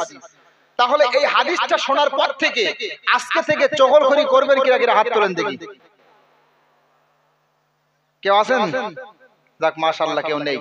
চগলখোর আপনাদের সমাজ থেকে বিদায় নেবে। আপনারা একটু সচেতন থাকবেন। কেমন করে? মনে করেন আপনার কাছে গিয়ে কেউ যদি অন্য কারো কথা লাগালাগি করে, সঙ্গে সঙ্গে তাকে ধরবেন আর বলবেন যে তুই তো চগলখোর, তুমি তো চগলখড়ি করলে, তুমি কি জানো না চগলখড়িদের ঠিকানা হবে জাহান্নাম? এইভাবে তাকে লজ্জিত করবেন, অপমানিত করবেন। যদি অপমান করতে পারেন তাহলে দেখবেন চগলখোর সমাজ থেকে বিদায় নেবে। সঙ্গে সঙ্গে বলবেন হুজুর এসেছিল আমাদের গ্রামে, বারণ করে গিয়েছে, হাদিস থেকে বলে গেছে চগলখড়ি করা যাবে না। আর আপনি যারা শোনেন চগলখড়ি, আমরা যারা শুনি তাদেরকে উদ্দেশ্য করে বলছি, চগলখড়ি করা যেমন কবিরা গুনাহ। কেউ যদি কারোর পিছনে কথা শোনে, চগলখড়ি শোনে, এটাও গুনাহ। এটাও কি বলেন? এটাও গুনাহ। তাহলে চগলখড়ি করবেন না তো ইনশাআল্লাহ? করবেন না তো ইনশাআল্লাহ? জাহান্নাম থেকে বাঁচতে হবে। এরপরে বলেন, চগলখড়ি করতে গেলে গীবত করা লাগে না লাগে না? অবশ্যই লাগে। চগলখড়ি করতে গেলে গীবত অবশ্যই করতে হয়, গীবত ছাড়া চগলখড়ি হয় না। যারা গীবত করবে তাদের ব্যাপারে কি বললেন? মহান আল্লাহ বলছেন, ওয়ালা ইয়াগতাব বা'দুকুম বা'দা আইয়ুহিব্বু আহাদুকুম আইয়াকুলা লাহমা আখিহি মাইতান ফাকারিহতুমু ওয়াত্তাকুল্লাহ। সূরা হুজুরাত 26 নম্বর পারা 16 নম্বর পৃষ্ঠা 2 নম্বর রুকুর 12 নম্বর আয়াত। মহান আল্লাহ বলছেন, তোমাদের মধ্যে কেউ যেন কারো গীবত না করে। তোমরা কি চাও আপন মৃত ভাইয়ের গায়ের গোশত কেটে খাবে? মনে করেন আপনার ভাই ইন্তেকাল করেছে, দাফন কাফন না করে তার গায়ের মাংস কেটে আপনি খাবেন, এটা কি কেউ করবে? এটা কি করবে? মানুষের মাংস কেউ যদি কেটে কেটে খায় তাহলে মানুষ তাকে মানুষ বলবে না, মানুষ তাকে হিংস্র পশু বলবে, ঠিক না বেঠিক? কেউ এটা চায় না। তো রাসূল বলছেন, আল্লাহ পাক বলছেন যে তোমাদের মধ্যে কেউ কি চায় যে তার আপন মৃত ভাইয়ের গায়ের গোশত কেটে খাবে? না, এটা কেউ চায় না। তোমরা এটা অপছন্দ করো, তাহলে গীবত করো না, আল্লাহর ভয় করো। কারণ কি? যে কারোর গীবত করলো তো সে যেন তার মৃত মানুষের গোশত কেটে খেলো। আমি যদি আপনার গীবত করি তো আমি যেন আপনার গায়ের গোশত কেটে খেলাম, এত বড় অপরাধ। এজন্য আমি বলবো আজকে থেকে সবাই তওবা করেন, যতদিন বাঁচবেন কখনো কারোর পিছনে কোনো গীবত করবেন না। যদি কারোর ভুল ত্রুটি হয়ে যায় তাকে সামনাসামনি বলবেন, সংশোধন করবেন, এটাই হলো ইসলামের নীতি, ঠিক না বেঠিক? সামনাসামনি বলে সংশোধন করবেন, গীবত করা যাবে না। এই আয়াতের শেষে একটা মজার বিষয় হলো, এই আয়াতের শেষে আল্লাহ ইত্তাকিল্লাহ শব্দ দিয়েছে, ইত্তাকিল্লাহ শব্দ। এখন আল্লাহ ইত্তাকিল্লাহ শব্দ কেন দিলেন? আল কোরআনুল কারীমের বহু আয়াত আমি তেলাওয়াত করার সময় লক্ষ্য করি যে আল্লাহ পাক ইত্তাকিল্লাহ শব্দ ওই সমস্ত আয়াতগুলোতে লাগিয়েছে যেখানে আল্লাহর ভয় প্রয়োজন হয়। যেমন আপনি যদি আমার সামনে উপস্থিত থাকেন, আমি একবারও গীবত করব না, কিন্তু আপনি যদি এখান থেকে উঠে যান, এবার আপনার পিছনে বলা আমি শুরু করব, তাহলে বোঝা গেল আমার ভিতরে আপনার ভয় আছে, আপনার সম্মান মর্যাদা আমার ভিতরে আছে, কিন্তু আল্লাহর ভয় নেই। তার কারণ আপনি আমার সামনে নেই তো কি হয়েছে? আপনার গীবত যদি আমি করি তাহলে আল্লাহ আমাকে দেখবে না? দেখবে না বলেন? আল্লাহ আমাকে দেখতে পাচ্ছেন, তারপরেও আমি করছি, তাহলে আমার ভিতরে আল্লাহর ভয় নেই। এইজন্য কবি কত সুন্দর কথা বলছেন, যাদের হৃদয়ে আছে আল্লাহর ভয় তারা কভু পথ ভুলে যায় না। আল্লাহর প্রেম ছাড়া এই দুনিয়ায় কারো কাছে কোনো কিছু চাই না। যাদের হৃদয়ে আছে আল্লাহর ভয় তারা কভু পথ ভুলে যায় না। আল্লাহর প্রেম ছাড়া এই দুনিয়ায় কারো কাছে কোনো কিছু চাই না। রাতের আধারে যারা সেজদাতে রয় দু চোখের অশ্রুতে নদী যেন বয়। ছলনার হাতছানি যতই আসুক পিছনে ফিরেও তাকাই না। আল্লাহর প্রেম ছাড়া এই দুনিয়ায় কারো কাছে কোনো কিছু চাই না। ঠিক না ঠিক? তাহলে প্রথম নাম্বার বলেছিলাম মুসলমান হওয়ার জন্য পিছনে ফিরে যান, সেটা হলো নামাজ আদায় করা, তাই না? প্রথম নাম্বার বলেছিলাম কালিমা, এরপরে নামাজ, এরপরে হলো যাকাত দেওয়া। আমি বিস্তারিত বলবো না যেহেতু বিষয় অনেক বড়। যাকাত দেওয়া, আপনাদের সমাজে যাকাত দেওয়া হয়? যাকাত দেওয়া হয়, তবে যাকাত দেওয়ার ক্ষেত্রে একটা বড় ভুল আমরা করি, এটা আপনাদের সমাজে আশা করি আপনারা করেন না আর কখনো করবেনও না। সেটা হলো অনেকেই আছে ধনী ব্যক্তি হিসাব করে যাকাত দেয় না। যাকাতের কিছু শাড়ি কিনে আনে, আনার পরে গরিব ফকির তার বাড়িতে লাইন দেয়, যাকাতের শাড়ি নিয়ে বাড়ি চলে যায়, হয়ে গেছে যাকাত দেওয়া। ঠিক না ঠিক? আছে না এমন? বহু সমাজ এমন আছে, দেখবেন, বিশ্বাস না হয় দেখবেন, বহু সমাজ এমন আছে। মনে রাখবেন, কেউ যদি হিসাব না করে এইভাবে যাকাতের শাড়ি দিয়ে আন্দাজে যাকাত আদায় করে, তার যাকাত আদায় হবে না। যাকাতের জন্য শর্ত হলো 16 আনা হিসাব করে আপনাকে যাকাত আদায় করতে হবে। মহান আল্লাহ বলছেন, ওয়াল্লাযীনা ইয়াকুনিদুনা যাহাবা ওয়াল ফিদ্দাতা ওয়ালা ইউনফিকুনাহা ফি সাবিলিল্লাহ ফাবাশশিরহুম বিআযাবিন আলীম। বলেন আল্লাহু আকবার।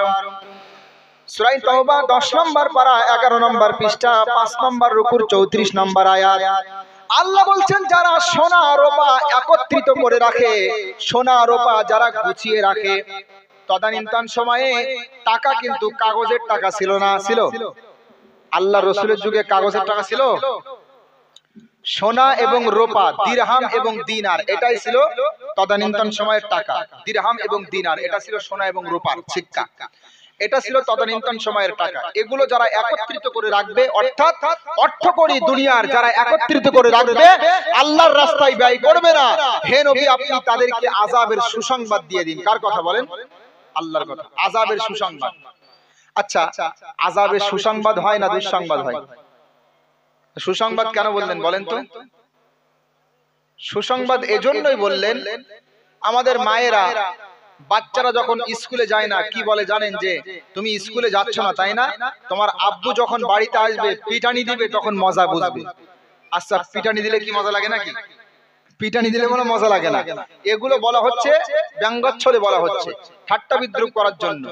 পিটানি, অনেক পিটানি দিবে, অর্থাৎ পিটানি মারের তীব্রতা প্রখরতা বোঝানোর জন্য এটা বলা হয়। তো আল্লাহ সুবহানাহু ওয়া তাআলা প্রচন্ড শাস্তি দিবে, এটা বোঝানোর জন্যই বললেন, হে নবী তাদেরকে আযাবের সুসংবাদ দিয়ে দিন। এখন আযাবটা কেমন হবে? মহান আল্লাহ বলছেন, ইয়াউমা ইউহমা আলাইহা ফি নারি জাহান্নাম ফাতুকওয়া বিহা জিবাহুহুম ওয়া জুনুবুহুম ইলা আখিরিল আয়াত। আল্লাহ বলছেন, এই সোনা রূপা এগুলো আগুনে উত্তপ্ত করা হবে, এগুলো গরম করা হবে এবং পিঠে ললাটে পার্শ্বদেশে দাগ দেওয়া হবে, এই হবে শাস্তি। যাকাত আমাদেরকে দিতে হবে, আল্লাহ সুবহানাহু ওয়া তাআলার পথে আমাদের টাকা পয়সা ব্যয় করতে হবে। যাকাত না দিয়ে জাহান্নামীদের অধিবাসী আমরা না হই, আল্লাহ পাক আমাদেরকে বাঁচিয়ে নিক, বলেন আমিন। তৃতীয় নম্বর রমজান মাসের রোজা পালন করা। রমজান মাসের রোজা আপনারা পালন করেন? আমি যদি হাত তুলতে বলি অনেকেই তুলবেন, আমি লজ্জা দেব না, সমস্যা নেই। কিন্তু সুস্থ শরীর নিয়ে রমজান মাসের রোজা রাখে না এমন মুসলমান আমাদের সমাজে আছে না নেই? বলেন, আছে না? অবশ্যই আছে। দুঃখের কথা কি জানেন, শুধু আছে তাই না, মানুষে খারাপ বলবে রোজা না রাখলে।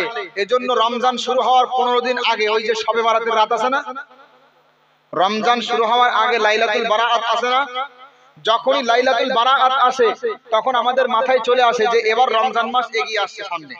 তো তখন থেকে এক শ্রেণীর মানুষ পাড়ায় পাড়ায় মাইকিং করে বেড়ায়, সামনে রমজান মাস আসলো, পেটের সমস্যা বেড়েছে, গ্যাস ট্যাস হচ্ছে, জানি না কি হবে জানি না। মানে আগে থেকে ঘোষণা করে দেয় যে আমি কিন্তু রোজা থাকবো না। আমি আগে থেকে টাচ দিয়ে বলে দিলাম, না থাকলে আমাকে কেউ কিছু মনে করিয়েন না। এই জন্য আগে থেকে এরকম ঘোষণা দিয়ে দেয়, আছে না? না, এটা করবেন না।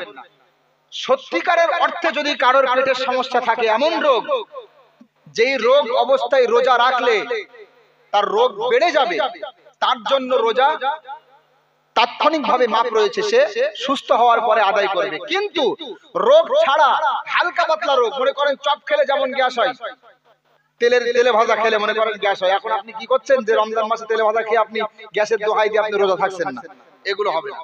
এরকম ছোটখাটো বিষয় যারা রোজা কাজা করবে তাদেরকে শাস্তি দেওয়া হবে। রমজান মাসের রোজা রাখতে হবে, এটা কার বিধান বলেন?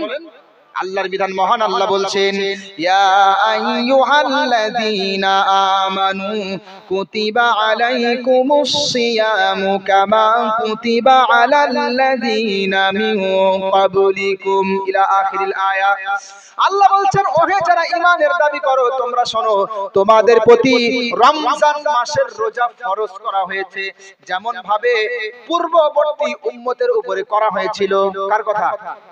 সামনেই তো রমজান মাস, আর 4 মাস সম্ভবত আছে, এরকম 4 মাস 20-22 দিন মতো হবে রমজান মাস সামনে। রাখবেন তো ইনশাআল্লাহ? রাখবেন তো ইনশাআল্লাহ? রোজা রাখবেন না? কেডা কেডা হাত তোলেন দেখি। সবাই রাখবে, মাশাআল্লাহ। এই দেখবেন তো ইমাম সাহেব সবাই রাখবেন, হাত বলে কেউ তুলিনি বলে। রমজান মাসের রোজা আল্লাহ আমাদের দ্বারাই করিয়ে নিক, বলেন আমিন। দেখেন, রমজান মাসের রোজা যেহেতু সামনে রমজান মাসে এগিয়ে আসছে, এজন্য আগে থেকেই বলে দিয়ে যাই, রমজান মাসের রোজা কেউ যদি রাখে, কেউ যদি সওয়াবের আশায়, জাহান্নাম থেকে বাঁচার আশায়, জান্নাতের আশায় কেউ যদি রোজা রাখে আর ঈমানদার হয়, তাহলে তার পিছনের সমস্ত সাগীরা গুনাহ মাফ হয়ে যাবে, বলেন সুবহানাল্লাহ। বুখারী শরীফ প্রথম খণ্ড কিতাবুত তাহাজ্জুদের মধ্যে হাদিস উল্লেখ। عن أبي هريرة رضي الله تعالى عنه قال قال النبي صلى الله عليه وسلم من صام رمضان إيمانا واحتسابا غفر له ما تقدم من ذنبه أو كما قال عليه السلام।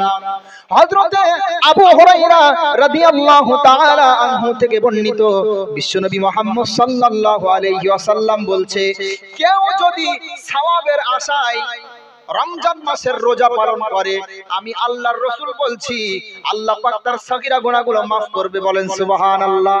তার সমস্ত গুনাহ maaf করবে, পিছনে যত গুনাহ ছিল। তারাবির নামাজ আদায় করেন তো আপনারা? তারাবির নামাজের ক্ষেত্রে সেম একই হাদিস। عن أبي هريرة رضي الله تعالى عنه قال قال النبي صلى الله عليه وسلم من قام رمضان إيمانا واحتسابا غفر له ما تقدم من ذنبه। আবু হুরায়রা রাদিয়াল্লাহু তাআলা আনহু থেকে বর্ণিত দয়ার নবী মুস্তাফা সাল্লাল্লাহু আলাইহি ওয়াসাল্লাম বলছে, কেউ যদি ঈমানের সাথে তারাবির নামাজ আদায় করে, তাহলে তার পিছনের গুনাহগুলো maaf করা হবে। এখন আপনারা তারাবির নামাজ পড়েন তো? পড়েন তো? কয় রাকাত পড়েন? 20 রাকাত। কত সময় লাগে পড়তে? হ্যাঁ, 1.5 ঘন্টা নামাজ পড়েন। মাশাআল্লাহ, শুনে খুশি হয়ে গেলাম। আমি বহু সমাজ দেখেছি 20 রাকাত তারাবি নামাজ পড়তে সময় লাগে মাত্র 25 মিনিট, বলেন সুবহানাল্লাহ। 20 রাকাত তারাবি নামাজ পড়তে সময় লাগে মাত্র আধা ঘন্টা, এরকম মসজিদের ইমাম সাহেব আছে। না, নামাজ হবে না। আমি ফতোয়া দিয়ে যাচ্ছি নামাজ হবে না। আমি যদিও মুফতি সাহেব না, তারপরেও ফতোয়া দিয়ে গেলাম নামাজ হবে না। যদি বলেন কেন, তার কারণ হলো তা'দীলুল আরকান। তা'দীলুল আরকান অর্থাৎ নামাজের যে বিভিন্ন স্টেপ গুলো রয়েছে, এর ধীরে স্থিরতা। আপনি রুকু করবেন, শরীরটা স্থির হয়ে যাবে, রুকু থেকে উঠবেন, শরীরটা স্থির হয়ে যাবে, সিজদা করবেন, শরীরটা স্থির হয়ে যাবে। এটাকে বলা হয় আরবিতে তাআদিলুল আরকান। এই তাআদিলুল আরকান সম্পর্কে উলামায়ে কেরামের দুই রকম মত রয়েছে। ইমাম শাফিঈ রাহমাতুল্লাহ আলাইহির মতে তাআদিলুল আরকান হলো ফরজ, অর্থাৎ কেউ যদি তড়িঘড়ি করে নামাজ পড়ে, রুকু সিজদায় ধীর স্থিরতা বজায় না রাখে, তার নামাজ হবেই না। আর ইমাম আবু হানিফা রাহিমাহুল্লাহর মতে তাআদিলুল আরকান হলো ওয়াজিব, অর্থাৎ ইচ্ছাকৃতভাবে কেউ যদি তাআদিলুল আরকান ছেড়ে দেয় তাহলে তার নামাজ ঘুরিয়ে পড়তে হবে। কিন্তু ইচ্ছাকৃতভাবে যারা ছেড়ে দেয় তারা কি ঘুরিয়ে পড়ে? কেউ পড়ে না, তাহলে নামাজ হবে না।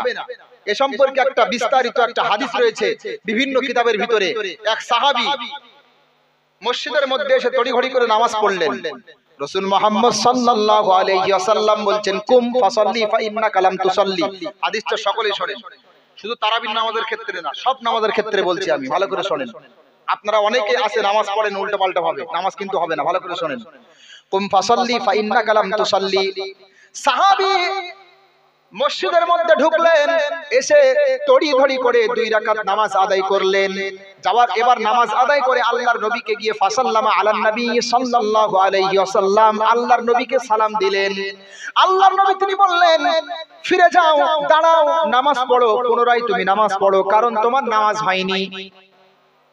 ওই ব্যক্তি ফিরে গেল, যাওয়ার পরে ফাসাল্লাহ, যেমন ভাবে নামাজ পড়েছিল পূর্বে ঠিক তেমন ভাবে নামাজ পড়লেন। আবার নবী তাকে বললেন, কুম ফাসাল্লি ফা ইন্নাকা লাম তুসাল্লি, ফিরে যাও, ওঠো, দাঁড়াও, নামাজ পড়ো, কারণ তুমি নামাজ পড়োনি। এইভাবে 3 বার ফিরিয়ে দিলেন। এবার তিনি বলছেন, ইয়া রাসূলুল্লাহ মা উহসিনু গায়রা, আমি এর থেকে বেশি সুন্দর করে নামাজ পড়তে পারি না, আল্লিমনি, আপনি আমাকে শিখিয়ে দেন।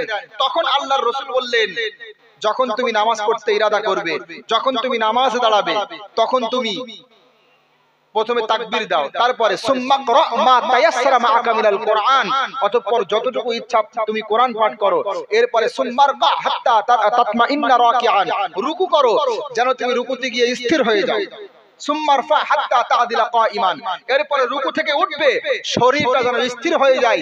সুম্মাসজুদ হাত্তা তাতমাইন্না সাজিদান, এরপরে সিজদা করবে, শরীরটা যেন স্থির হয়ে যায়। এইভাবে তুমি পুরো নামাজটা শেষ করো।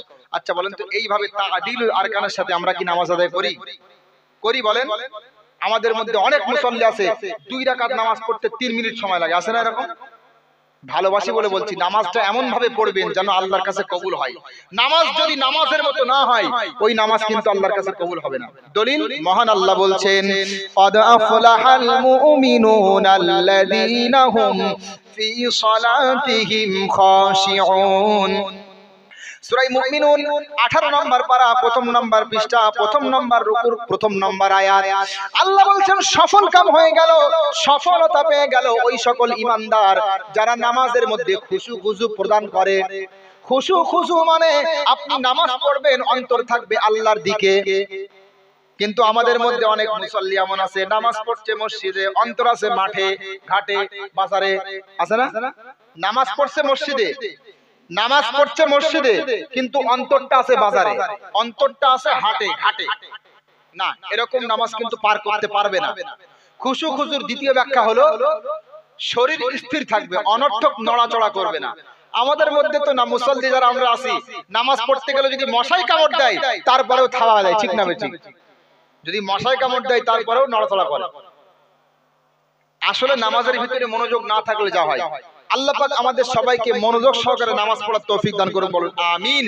এরপরে 5 নম্বর যেটা না থাকলে মুসলমান হবেই না, সেটা হলো হজ পালন করা। আপনারা হাজী সাহেব আছেন এখানে? কেউ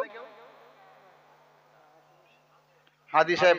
যাক, আলহামদুলিল্লাহ, হাজী সাহেব আছেন এখানে। হজ যাদের প্রতি ফরজ হয়ে যাবে, হজ করবেন। হজ করলে হাদিসে এসেছে, কেউ যদি হজ আদায় করে আর যদি আল্লাহ কবুল করে, যখন হজ করে বাড়িতে ফিরবে মাসুম বাচ্চার মতো নিষ্পাপ হয়ে ফিরবে। বলেন সুবহানাল্লাহ। মহান আল্লাহ বলছেন, ওয়ালিল্লাহি আলান নাসি হিজ্জুল বাইতি মান ইসতাতা ইলাইহি সাবিলা। আল্লাহ বলছেন, আল্লাহর জন্য তোমাদের প্রতি হজ ফরজ করা হলো যারা শক্তি সামর্থ্য রাখে। শক্তি সামর্থ্য যাদের আছে তাদের জন্য হজ ফরজ। যাই হোক, যে কথা বলছিলাম, সৃষ্টিকর্তার অধিকার হলো আমরা একগ্রতা চিত্তে তার ইবাদত করব। আর ইবাদতের ভিতরে এই যে 5টা করণীয় বললাম, এগুলো আমাদের করতেই হবে। যদি না করি তাহলে মুসলমান হিসেবে গণ্য হব না। তাহলে সংক্ষিপ্ত পরিসরে আল্লাহর অধিকার আমি এখানে শেষ করলাম। এরপরে দ্বিতীয়ত মুহাম্মদ সাল্লাল্লাহু আলাইহি ওয়াসাল্লামের অধিকার। এই সম্পর্কে অনেকেই জানে না, এজন্য ভালো করে শুনুন। মুহাম্মদ সাল্লাল্লাহু আলাইহি ওয়াসাল্লামের অধিকার কি? মুহাম্মদ সাল্লাল্লাহু আলাইহি ওয়াসাল্লামের জন্য আমাদের প্রতি যে অধিকার রয়েছে, এটা সর্বপ্রথম হলো মুহাম্মদ সাল্লাল্লাহু আলাইহি ওয়াসাল্লামকে সর্বশেষ নবী এবং রাসূল হিসাবে বিশ্বাস করা। করেন আপনারা? করেন তো? মুহাম্মদ সাল্লাল্লাহু আলাইহি ওয়াসাল্লামকে নবী এবং রাসূল মানেন তো আপনারা? মহান আল্লাহ বলছেন, ইয়া আইয়ুহান নাবিয়্যু ইন্না আরসালনাকা শাহিদাও ওয়া মুবাশশিরাও ওয়া নাযীরা ওয়া দা'iয়ান ইলাল্লাহি বিইذনিহি ওয়া সিরাজাম মুনীরা। সূরা আহজাব 22 নম্বর পারা 3 নম্বর পৃষ্ঠা 6 নম্বর রুকুর 45 46 নম্বর আয়াত, 45 এবং 46 নম্বর আয়াত। আল্লাহ বলছেন, হে নবী, আমি আপনাকে নবী এবং রাসূল করে পাঠিয়েছি। আমি আপনাকে সুসংবাদদাতা এবং ভীতি প্রদর্শনকারী রূপে দুনিয়াতে পাঠিয়েছি। কার কথা? আল্লাহর কথা। তাহলে মুহাম্মদকে আল্লাহ পাক নবী এবং রাসূল করে পাঠিয়েছেন। এখন আমরা সকলেই বিশ্বাস করি, তবে এখানে একটা সমস্যা আছে। এই সমস্যা থেকে আমাদেরকে বাঁচতে হবে। সমস্যা হলো আমাদের মুসলমানদের ভিতরে কাদিয়ানি বলে একটা ফেরকা আছে, ঠিক না বেঠিক? আছে না নেই? কাদিয়ানি ফেরকার মুসলমান বলা ভুল হয়ে গেল আমার। কাদিয়ানি ফেরকার অমুসলিম যারা, তাদের বিশ্বাসে মুহাম্মদ শেষ নবী না, গোলাম আহমদ কাদিয়ানি হলো শেষ নবী। বলেন নাউজুবিল্লাহ। সবাইকে বলবো যারা ইউটিউবে বক্তব্য শোনেন, একটু সাবধানে থাকবেন। মাঝে মাঝে ফেসবুকে ইউটিউবে হঠাৎ করে কাদিয়ানীদের বক্তব্য চলে আসে। আপনাকে এমন করে বোঝাবে, হাদিস এবং কোরআনের অপব্যাখ্যা করে এমন ভাবে বোঝাবে, আপনি মানতে বাধ্য হবেন যে মুহাম্মদ নবী ঠিক আছে, তবে শেষ নবী পাঞ্জাবের গোলাম আহমদ কাদিয়ানী। আমি আপনাদেরকে সতর্ক করছি, মুহাম্মদ হলেন শেষ নবী সাল্লাল্লাহু আলাইহি ওয়াসাল্লাম, তারপরে আর কোন নবী আসবে না। গোলাম আহমদ কাদিয়ানীকে যারা সর্বশেষ নবী মেনেছে তারা অবশ্যই কাফের, ঠিক না বেঠিক বলেন? গোলাম আহমদ কাদিয়ানীর অনুসারীদেরকে যারা মুসলমান মনে করবে না তারাও কাফের। কারণ আল্লাহ পাক স্পষ্ট ঘোষণা করেছেন মুহাম্মদ হলেন সর্বশেষ নবী, তারপরে আর কোন নবী আসবে না। মহান আল্লাহ বলছেন, মা কানা মুহাম্মাদুন আবা আহাদিম মির রিজালিকুম ওয়ালাকিন রাসূলুল্লাহি ওয়া খাতামান নাবিয়্যিন। বলেন আল্লাহু আকবার। সূরা আহজাব 22 নম্বর পারা 2 নম্বর পৃষ্ঠা 5 নম্বর রুকুর 40 নম্বর আয়াত। আল্লাহ বলছেন, মুহাম্মদ তোমাদের মধ্যে কোন পুরুষের পিতা নন, ওয়ালাকিন রাসূলুল্লাহি ওয়া খাতামান নাবিয়্যিন, তবে মুহাম্মদ হলো আল্লাহর রাসূল এবং শেষ নবী। তাহলে মুহাম্মদ সম্পর্কে প্রথম অধিকার নবী এবং রাসূল হিসাবে মানা, দ্বিতীয় অধিকার হলো সর্বশেষ নবী মানা। এবার 3 নম্বর অধিকার, মুহাম্মদ সাল্লাল্লাহু আলাইহি ওয়াসাল্লামকে আল্লাহ রাব্বুল আলামিন গোটা বিশ্ববাসীর জন্য নবী এবং রাসূল করে পাঠিয়েছিল। শুধু মুসলমানদের জন্য না, মুসলমান, ইহুদি, খ্রিস্টান থেকে শুরু করে যত ধর্ম পৃথিবীতে আছে, যত ধর্মাবলম্বী আছে, সবার জন্য মুহাম্মদ নবী, সবার জন্য মুহাম্মদ মডেল, ঠিক না বেঠিক? শুধু আমাদের জন্য না, সবার জন্য আল্লাহ তাকে নবী করে পাঠিয়েছিলেন, এটা আমাদের বিশ্বাস করতে হবে। কেউ যদি মনে করে মুহাম্মদ সাল্লাল্লাহু আলাইহি ওয়াসাল্লাম নির্দিষ্ট কোন গোষ্ঠীর জন্য বা মুহাম্মদ সাল্লাল্লাহু আলাইহি ওয়াসাল্লাম নির্দিষ্ট কোন জনপদের জন্য, তাহলে তার ঈমান থাকবে না। মহান আল্লাহ বলছেন, ওয়া মা আরসালনাকা ইল্লা রাহমাতান লিল আলামিন। আল্লাহ বলছেন, হে নবী, আমি আপনাকে গোটা বিশ্ববাসীর জন্য রহমত করে পাঠিয়েছি। সবার জন্য রহমত। কিভাবে? আমাদের জন্য রহমত মুসলিম আমরা, সেটা নাই বুঝলাম, কিন্তু অমুসলিমদের জন্য রহমত কেমন ভাবে জানেন? অন্যান্য সম্প্রদায়ের কাছে যাদের কাছে রাসূল পাঠানো হয়েছিল, নবী এবং রাসূল যাদের কাছে পাঠানো হয়েছিল, তারা যখন অস্বীকার করেছে, বাড়াবাড়ি করেছে, আল্লাহ অনেক জাতিকে ধ্বংস করে দিয়েছে। কিন্তু মুহাম্মদ সাল্লাল্লাহু আলাইহি ওয়াসাল্লামের দুয়ার বদৌলতে আল্লাহ এই উম্মতের অমুসলিমদেরকেও একবারে ধ্বংস করবেন না, এটাই আল্লাহর পক্ষ থেকে রহমত। বলেন সুবহানাল্লাহ। এবার মুহাম্মদ সাল্লাল্লাহু আলাইহি ওয়াসাল্লামের 4 নম্বর অধিকার দেখেন। মুহাম্মদ সাল্লাল্লাহু আলাইহি ওয়াসাল্লামের 4 নম্বর অধিকার হলো আমরা আল্লাহর রাসূলের আনুগত্য করব, অনুসরণ করব। কি করব বলেন? অনুসরণ করব, রাসূলের অনুসরণ করব। আচ্ছা বলেন তো, রাসূলের অনুসরণ কি আমাদের সমাজে মানুষ করে? বেশিরভাগ করে না। আমি যদি এখন বলি এখানে সকালবেলা ঘুম থেকে উঠে আল্লাহর রাসূল কয়েকটা আমল করতেন, আমি সকাল থেকে শুরু করি। সকালবেলা ঘুম থেকে উঠে আল্লাহর রাসূল একটা দোয়া পাঠ করতেন। কে কে জানেন হাত তোলেন দেখি। কে কে জানেন হাত তোলেন। সকালবেলা ঘুম থেকে উঠে আল্লাহর রাসূল দোয়া পাঠ করতেন, একটা দোয়া আপনারা জানেন না। আমার বিশ্বাস যে মা বোনদের ভিতরে একই কেস, তাদেরও যদি তাদের ভিতরে যারা এখানে আছে অধিকাংশই জানেন। মেয়েদের শিক্ষা ব্যবস্থা তো আরো অবনতির দিকে, ইসলামী শিক্ষা ব্যবস্থা। এই জন্য এটা সত্যি পরিতাপের বিষয়। আমি যে বললাম যে রাসূল মুহাম্মদ সাল্লাল্লাহু আলাইহি ওয়াসাল্লাম সকালবেলা ঘুম থেকে উঠে কোন দোয়া পাঠ করতেন আপনারা কেউ জানেন না, এখানে হাত তুলছেন না, অথবা জানলে অনেকে হয়তো লজ্জায় হাত তুলছেন না। তাহলে বোঝা গেল যে রাসূলের মহব্বত শুধু মুখে, অন্তরে না। শুধু মুখে, অন্তরে না। যদি অন্তরে হতো তাহলে অবশ্যই আমরা রাসূলের দোয়াটা মুখস্থ করতাম। কারণ সকালবেলা ঘুম থেকে উঠে আল্লাহর রাসূল একটা দামি দোয়া পড়তেন, যেই দোয়াটার অনেক সুন্দর অর্থ। এই দোয়াটা পড়ে আল্লাহর প্রিয় হওয়া যায়। রাসূল মুহাম্মদ সাল্লাল্লাহু আলাইহি ওয়াসাল্লাম সকালবেলা ঘুম থেকে উঠতেন, দোয়া পড়তেন, আলহামদুলিল্লাহিল্লাযী আহইয়ানা বা'দামা আমাতানা ওয়া ইলাইহিন নুশুর। মুহাম্মদ সাল্লাল্লাহু আলাইহি ওয়াসাল্লাম ঘুম থেকে ওঠার পরে দোয়া করতেন, আলহামদুলিল্লাহিল্লাযী আহইয়ানা। সমস্ত প্রশংসা সেই আল্লাহর জন্য, সমস্ত প্রশংসা সেই সত্তার জন্য, আহইয়ানা বা'দামা আমাতানা, আমার মৃত্যুর পরে, ঘুম নামক এই মৃত্যুর পরে আমাকে আবার জীবিত করেছে। আলহামদুলিল্লাহিল্লাযী আহইয়ানা বা'দামা আমাতানা ওয়া ইলাইহিন নুশুর, এবং আমাকে আল্লাহর কাছে ফিরে যেতে হবে। আরে বিবেকের কাছে প্রশ্ন দিয়ে যাচ্ছি, একবার বুকে হাত রেখে চিন্তা করেন তো, যেই ব্যক্তি সকালবেলা ঘুম থেকে ওঠার সময় বলল, ঘুম থেকে উঠেই যেই ব্যক্তি বলল সকল প্রশংসা সেই আল্লাহর, যিনি আমাকে ঘুম নামক মৃত্যু থেকে জাগিয়ে তুললেন এবং আমাকে সেই আল্লাহর কাছে ফিরে যেতে হবে। যে ব্যক্তি সকালবেলা ঘুম থেকে উঠে বলছে আমাকে আল্লাহর কাছে ফিরে যেতে হবে, সেই ব্যক্তি কি সারাদিন গুনাহের কাজ করতে পারে?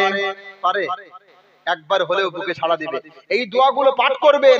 আরে এই সময় গোটা বিশ্বের অমুসলিমরা মুহাম্মদের বিরুদ্ধে ষড়যন্ত্র করছে, মুহাম্মদকে হত্যার, মুহাম্মদের বিরুদ্ধে উল্টাপাল্টা মন্তব্য করছে।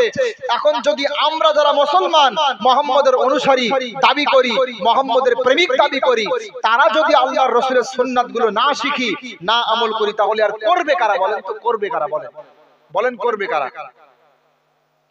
মুহাম্মদ সাল্লাল্লাহু আলাইহি ওয়াসাল্লাম যখন ভাত খেতে বসতেন, খানা সামনে আসলে একটা দোয়া পড়তেন। কে কে জানেন হাত তোলেন। এই জলসার পরে এই গ্রামে পরিবর্তন দেখতে চাই আমি। মক্তব আছে গ্রামে? মক্তব আছে নাকি?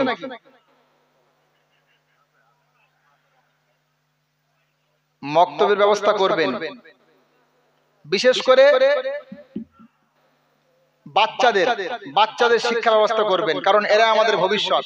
আমাদের গ্রামে আলহামদুলিল্লাহ এই শিক্ষা ব্যবস্থা করে লাভ হয়েছে। আগে দেখতাম যে সমস্ত মেয়েরা স্কুলে যেত, 30টা যদি মেয়ে থাকে তার ভিতরে 25 জন হেজাব ছাড়া যেত। আর আমাদের এই 2 বছরের মেহনতে আলহামদুলিল্লাহ আমরা চেষ্টা করেছি, এখন যদি 30টা মেয়ে স্কুলে যায় তার মধ্যে 25টা হেজাব করে যায়। বলেন সুবহানাল্লাহ। এরকম পরিবেশ আমরা তৈরি করেছি। আপনারাও চাইলে পারবেন। যারা গ্রামে ইমাম সাহেব আলেম উলামা আছে তাদেরকে বলবো সমাজে শিক্ষা ব্যবস্থা করেন। রাসূল মুহাম্মদ সাল্লাল্লাহু আলাইহি ওয়াসাল্লামের সকাল সন্ধ্যায় যে দোয়াগুলো পাঠ করতেন, সর্বসময় তিনি যে দোয়াগুলো পাঠ করতেন, এগুলো মুখস্থ করবেন। মা বোনদেরকে বলবো সাংসারিক পারিবারিক ব্যস্ততার মধ্যে দিয়ে হলেও আপনি দোয়াগুলো মুখস্থ করবেন। আম্মা জান আয়েশা রাদিয়াল্লাহু তাআলা আনহার জীবনী পড়েন, নবীর বেটি ফাতিমা রাদিয়াল্লাহু তাআলা আনহার জীবনী পড়েন, নিজের জীবনের সাথে মিলানোর চেষ্টা করেন। আপনি দেখেন আপনার জীবনটা আম্মা জান আয়েশার মতো হচ্ছে কিনা। আমাদের সমাজের মা বোনরা এগুলো দেখে না। আমাদের সমাজের মা বোনরা সিরিয়াল দেখে, সিরিয়াল, আর দেখে যে আমার জীবনটা কটকটির মতো হচ্ছে কিনা, কিরণমালার মতো হচ্ছে কিনা। ঠিক না? ঠিক কথা কি ভুল বলছি আমি? সিরিয়াল আপনাদের সমাজে চলে? আরে কথা বলেন না কেন? সিরিয়াল চলে আপনাদের সমাজে?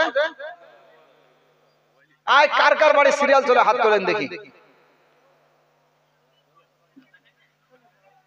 যাক মাশাআল্লাহ, এখানে তো কেউ হাত তুলিনি, মানে মনে হয় কারোর বাড়ি চলে না বোধহয়। সিরিয়াল যারা দেখেন, টিভি দেখেন, সিনেমা দেখেন, তাদেরকে বলে যাচ্ছি শোনেন, যাদের বাড়ি টিভি, সিরিজ, সিরিয়াল, সিনেমা এগুলো চলে তাদেরকে বলছি এগুলো বাড়ি থেকে সরাবেন। তার কারণ হলো, যেই বাড়িতে টিভি চলবে সেই বাড়িতে ইবাদত করলে কতটুকু কবুল করবে আল্লাহ আমি জানি না, আল্লাহ ভালো জানে কবুল হবে কিনা হবে। মহান আল্লাহ বলছেন, ওয়া মিনান নাসি মান ইয়াশতারি লাহওয়াল হাদিসি লিয়ুদিল্লা আন সাবিলিল্লাহি বিগাইরি ইলম ওয়া ইয়াত্তাখিযাহা হুজুয়া উলাইকা লাহুম আযাবুম মুহিন। বলেন আল্লাহু আকবার। সূরা লুকমান 21 নম্বর পারা 10 নম্বর পৃষ্ঠা প্রথম নম্বর রুকুর 6 নম্বর আয়াত। আল্লাহ বলছে, মানুষের মধ্যে অনেক মানুষ এমন রয়েছে যারা নিজেদের টাকা পয়সা দিয়ে বাদ্যযন্ত্র ক্রয় করে, টাকা পয়সা দিয়ে অশ্লীল বাক্য ক্রয় করে মানুষদেরকে গুমরাহ করার জন্য। ভালো করে বোঝেন, আল্লাহ বলছেন মানুষদেরকে গুমরাহ করার জন্য। আল্লাহ কিন্তু বললেন না মানুষদেরকে পথভ্রষ্ট, তারা নিজেরা পথভ্রষ্ট হয় এমন কথা আল্লাহ বললেন না। আল্লাহ বলছেন মানুষদেরকে গুমরাহ করার জন্য। আদাল্লা ইদুল্লি ইদলাল বাবে ইফআলের সিগা, এর অর্থ হয় পথভ্রষ্ট করা, আর দল্লা ইয়াদিল্লু এর মানে হলো পথভ্রষ্ট হওয়া। আল্লাহ গুমরাহ করার কথা কেন বললেন জানেন? আপনি চায়ের দোকান দিয়ে বসে আছেন, ভালো করে শুনেন, আপনি চায়ের দোকান দিয়ে বসে আছেন, আপনি টিভি চালিয়ে দিয়েছেন, আপনি সিনেমা চালিয়ে দিয়েছেন, ওখানে এসে সবাই সিনেমা দেখছে আর চা পান করছে। দেখেন, আপনি হয়তো দেখছেন না, কিন্তু আপনার দোকানে বসে তারা টিভি দেখছে, সিরিয়াল, সিনেমা দেখছে। আপনি তাদেরকে যেন গুমরাহ করলেন। কি করলেন বলেন? আপনি তাদেরকে যেন পথভ্রষ্ট করলেন। এজন্য আল্লাহ বলছে মানুষদেরকে পথভ্রষ্ট করার জন্য।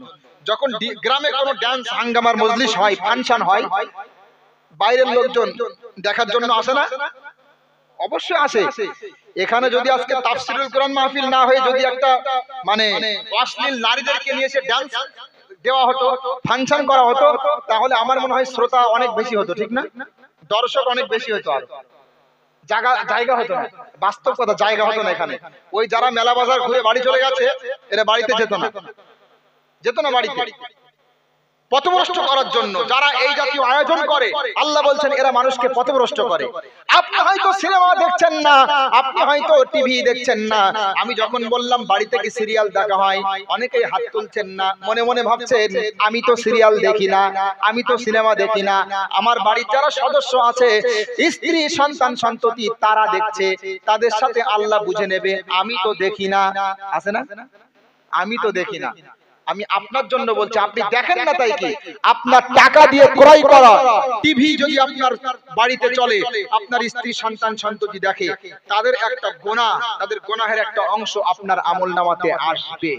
আপনার আমলনামাতে কি হবে বলেন? আসবে।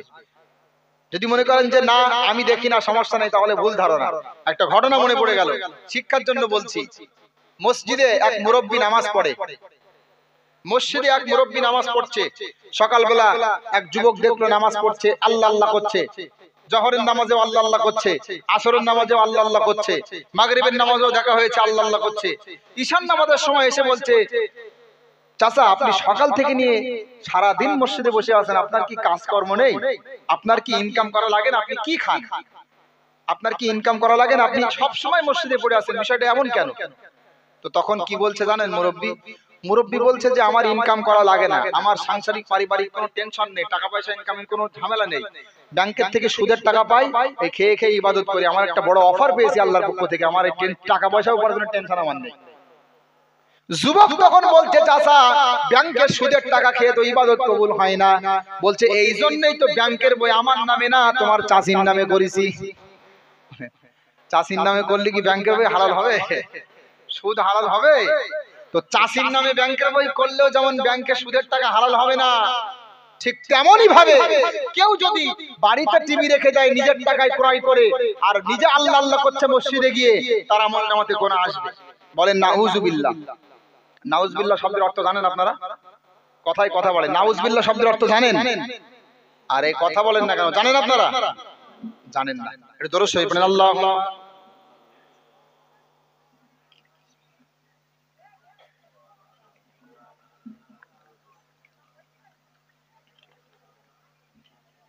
নাউযুবিল্লাহি মিন যালিক এর অর্থ আপনারা জানেন না। দেখেন আমি আপনাদেরকে উপদেশ করি, ছোট্ট ছোট্ট দোয়ার অর্থ আপনারা শিখবেন, না শিখলে সমস্যা হয়ে যাবে, না শিখলে মুসিবতে পড়বেন। ছোট্ট ছোট্ট দোয়ার অর্থগুলো শিখে রাখবেন। 5 ওয়াক্ত নামাজের পরে যেই দোয়াগুলো পাঠ করি এই অর্থগুলো শিখে রাখবেন, নয়তো বিপদে পড়বেন। কেমন বিপদ দেখবেন? মসজিদের ইমাম সাহেব 80 বছর বয়স, প্রতিদিন নামাজের পরে বলে রব্বি হাবলি মিনাস সালিহিন, রব্বি হাবলি মিনাস সালিহিন। এখন পিছন দিক থেকে কোন এক শ্রোতা, কোন এক মুসাল্লি চিন্তা করছে ইমাম সাহেব প্রতিদিন দোয়া করে রব্বি হাবলি মিনাস সালিহিন, রব্বি হাবলি মিনাস সালিহিন, এই অর্থ আমাকে জানতে হবে। ইমাম সাহেবকে জিজ্ঞাসা করেছে। এখন ইমাম সাহেব বলছে আমি তো আরবি বুঝি না, জানি না, তুমি আলেমকে গিয়ে জিজ্ঞাসা করো। এখন ওই ব্যক্তি আলেমকে গিয়ে জিজ্ঞাসা করছে রব্বি হাবলি মিনাস সালিহিন এর অর্থ কি? আলেম তখন বলছে বাপ আমি তো এই দোয়ার অর্থ জানি না। ইমাম সাহেব না, আলেমকে গিয়ে জিজ্ঞাসা করতে বললো। এখন এই ব্যক্তি আলেমকে গিয়ে জিজ্ঞাসা করছে রব্বি হাবলি মিনাস সালিহিন এর অর্থ কি? তো আলেম তখন বলছে এর অর্থ হলো ওগো আল্লাহ তুমি আমাকে একটা সন্তান দাও। কি দাও বলেন? ওগো আল্লাহ তুমি আমাকে একটা সন্তান দাও। আলেম বলছে এটা হলো ইব্রাহিম নবীর দোয়া। ইব্রাহিম নবী বুড়ো হয়ে গিয়েছিলেন, বার্ধক্যে উপনীত হয়েছিলেন, তারপরেও তার সন্তান হচ্ছিল না, এজন্য তিনি আল্লাহর কাছে এই দোয়া করতেন আর সন্তান চাইতেন। ও মনে মনে চিন্তা করছে ইমাম সাহেবের বোধহয় সন্তান হয় না, এই জন্য এই দোয়া করে। এখন ইমাম সাহেবকে গিয়ে জিজ্ঞাসা করছে হুজুর আপনার কি সন্তান হয় না? বলছে সন্তান হয় না মানে আমার তো 10টা সন্তান। বলে সন্তান 10টা, এরপরেও আপনি বলছেন রব্বি হাবলি মিনাস সালিহিন, আপনি কি সন্তান জন্ম দিয়ে দেশ কি ভরে ফেলবেন নাকি? বলছে কেন? বলছে এই দোয়ার অর্থ সন্তান চাওয়া, আল্লাহ একটা সন্তান দাও। বলছে তাই নাকি? আমি যদি জানতাম এই দোয়ার অর্থ সন্তান চাওয়া তাহলে আজ থেকে 10 বছর আগে দোয়া বন্ধ করে দিতাম আমি। এই দোয়া, এটা বলার উদ্দেশ্য কি? দোয়ার অর্থ আপনাকে জানতে হবে। মনে করেন 80 বছরের ইমাম সাহেব আছে না নেই আমাদের সমাজে? আছে না? এখন 80 বছরের ইমাম সাহেব মাথার চুল গিয়েছে পেকে, দাড়ি গিয়েছে সাদা হয়ে, এখন উনি যদি মুসল্লিদেরকে নিয়ে রব্বি হাবলি মিনাস সালিহিন আল্লাহ একটা সন্তান দাও এই দোয়া করে হবে? আমরা যারা অবিবাহিত আছি আমরা যদি আল্লাহর কাছে কিয়ামত পর্যন্ত কেঁদে কেঁদে বলি রব্বি হাবলি মিনাস সালিহিন, সন্তান হবে? তাহলে এই দোয়া তাদের জন্য যারা বিবাহিত, সন্তান প্রয়োজন। আমি করলেও হবে না, মুরব্বীরা করলেও এই দোয়া কবুল হবে না। তাহলে বলে ছোট্ট ছোট্ট দোয়ার অর্থ আমাদের জানার দরকার আছে না নেই? কথা বলেন না কেন, আছে না নেই? এই যে দোয়ার অর্থটা জানার পরে কোন মুরব্বী রব্বি হাবলি মিনাস সালিহিন দোয়া করবে সমাজে? আর কখনো করবে না, কারণ এর অর্থ হলো আল্লাহ একটা সন্তান দাও, তার তো প্রয়োজন নেই, সেই দোয়া কেন করবে? তো আমি এজন্য বলছি ছোট্ট ছোট্ট শব্দের অর্থগুলো জানবেন। নাউযুবিল্লাহি মিন যালিক, কেউ জানেন আপনারা এর অর্থ কি? জানেন না, জানতে হবে। নাউযুবিল্লাহি মিন যালিক তার মানে হলো আল্লাহ আমি উক্ত গুনাহ থেকে তোমার আশ্রয় চাই, উক্ত গুনাহ থেকে তোমার কাছে আমি কি চাই? আশ্রয় চাই। এগুলো শিখতে হবে। আমরা অনেক সময় মুনাজাত করি, মনে করেন মুনাজাত করতে গিয়ে বলছি ওগো আল্লাহ বর্তমান সময়ে যারা ফেরাউনের উত্তরসূরি আছে তাদেরকে তুমি ধ্বংস করে দাও। এটা হলো পুরো বাক্য, সেন্টেন্স, পুরো বাক্য। আল্লাহ বর্তমানে যারা ফেরাউনের উত্তরসূরি জালেম শাসক আছে তাদেরকে তুমি ধ্বংস করে দাও, এটা হলো পুরো বাক্য। এখন আমাদের সমাজের মানুষ তারা তো জানে না যে আল্লাহুম্মা আমিন শব্দের অর্থ কি। ওরা মনে করে যেখানে নিঃশ্বাস ফেলে সেখানে আল্লাহুম্মা আমিন বলতে হয়। এজন্য যখন আমরা দোয়া করতে গিয়ে বলি ওগো আল্লাহ বর্তমানে যারা ফেরাউনের উত্তরসূরি আছে, বলে একটু নিঃশ্বাস ফেলি, বলে আমিন, মানে আপনি কবুল করেন ফেরাউনের মতো ফেরাউন আর দুনিয়াতে আরো পাঠিয়ে দেন। কি অর্থ হলো বলেন? আমি তো এখনো শেষ করিনি দোয়াটা, বাক্যটা এখনো শেষ হয়নি, তার মধ্যে বলছেন আপনি বলছেন আল্লাহুম্মা আমিন, মানে ফেরাউনের মতো ফেরাউন আরো পাঠান। এই জন্য বলবো আপনাকে অর্থ জানতে হবে। আজকে 2টা শব্দের অর্থ আমি শিখিয়ে যাচ্ছি ইনশাআল্লাহ, এগুলো মনে রাখবেন।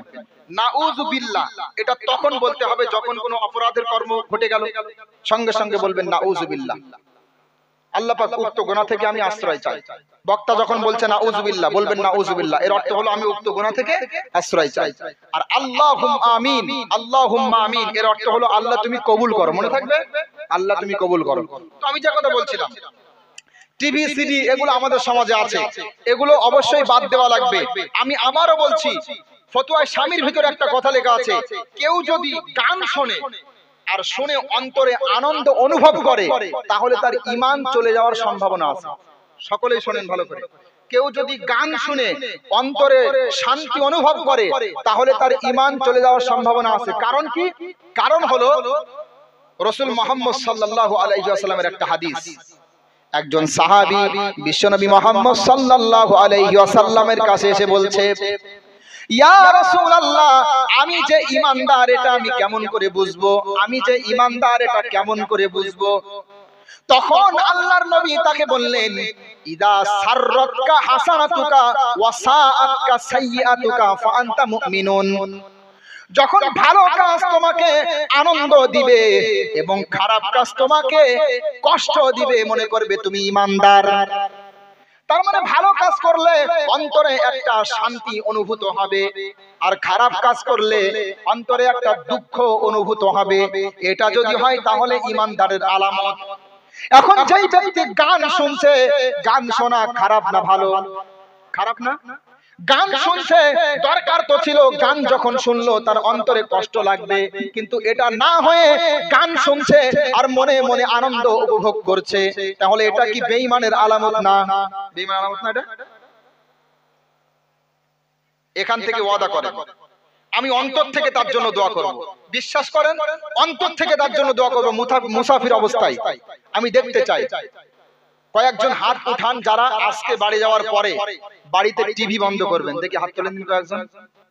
আছেন কেউ?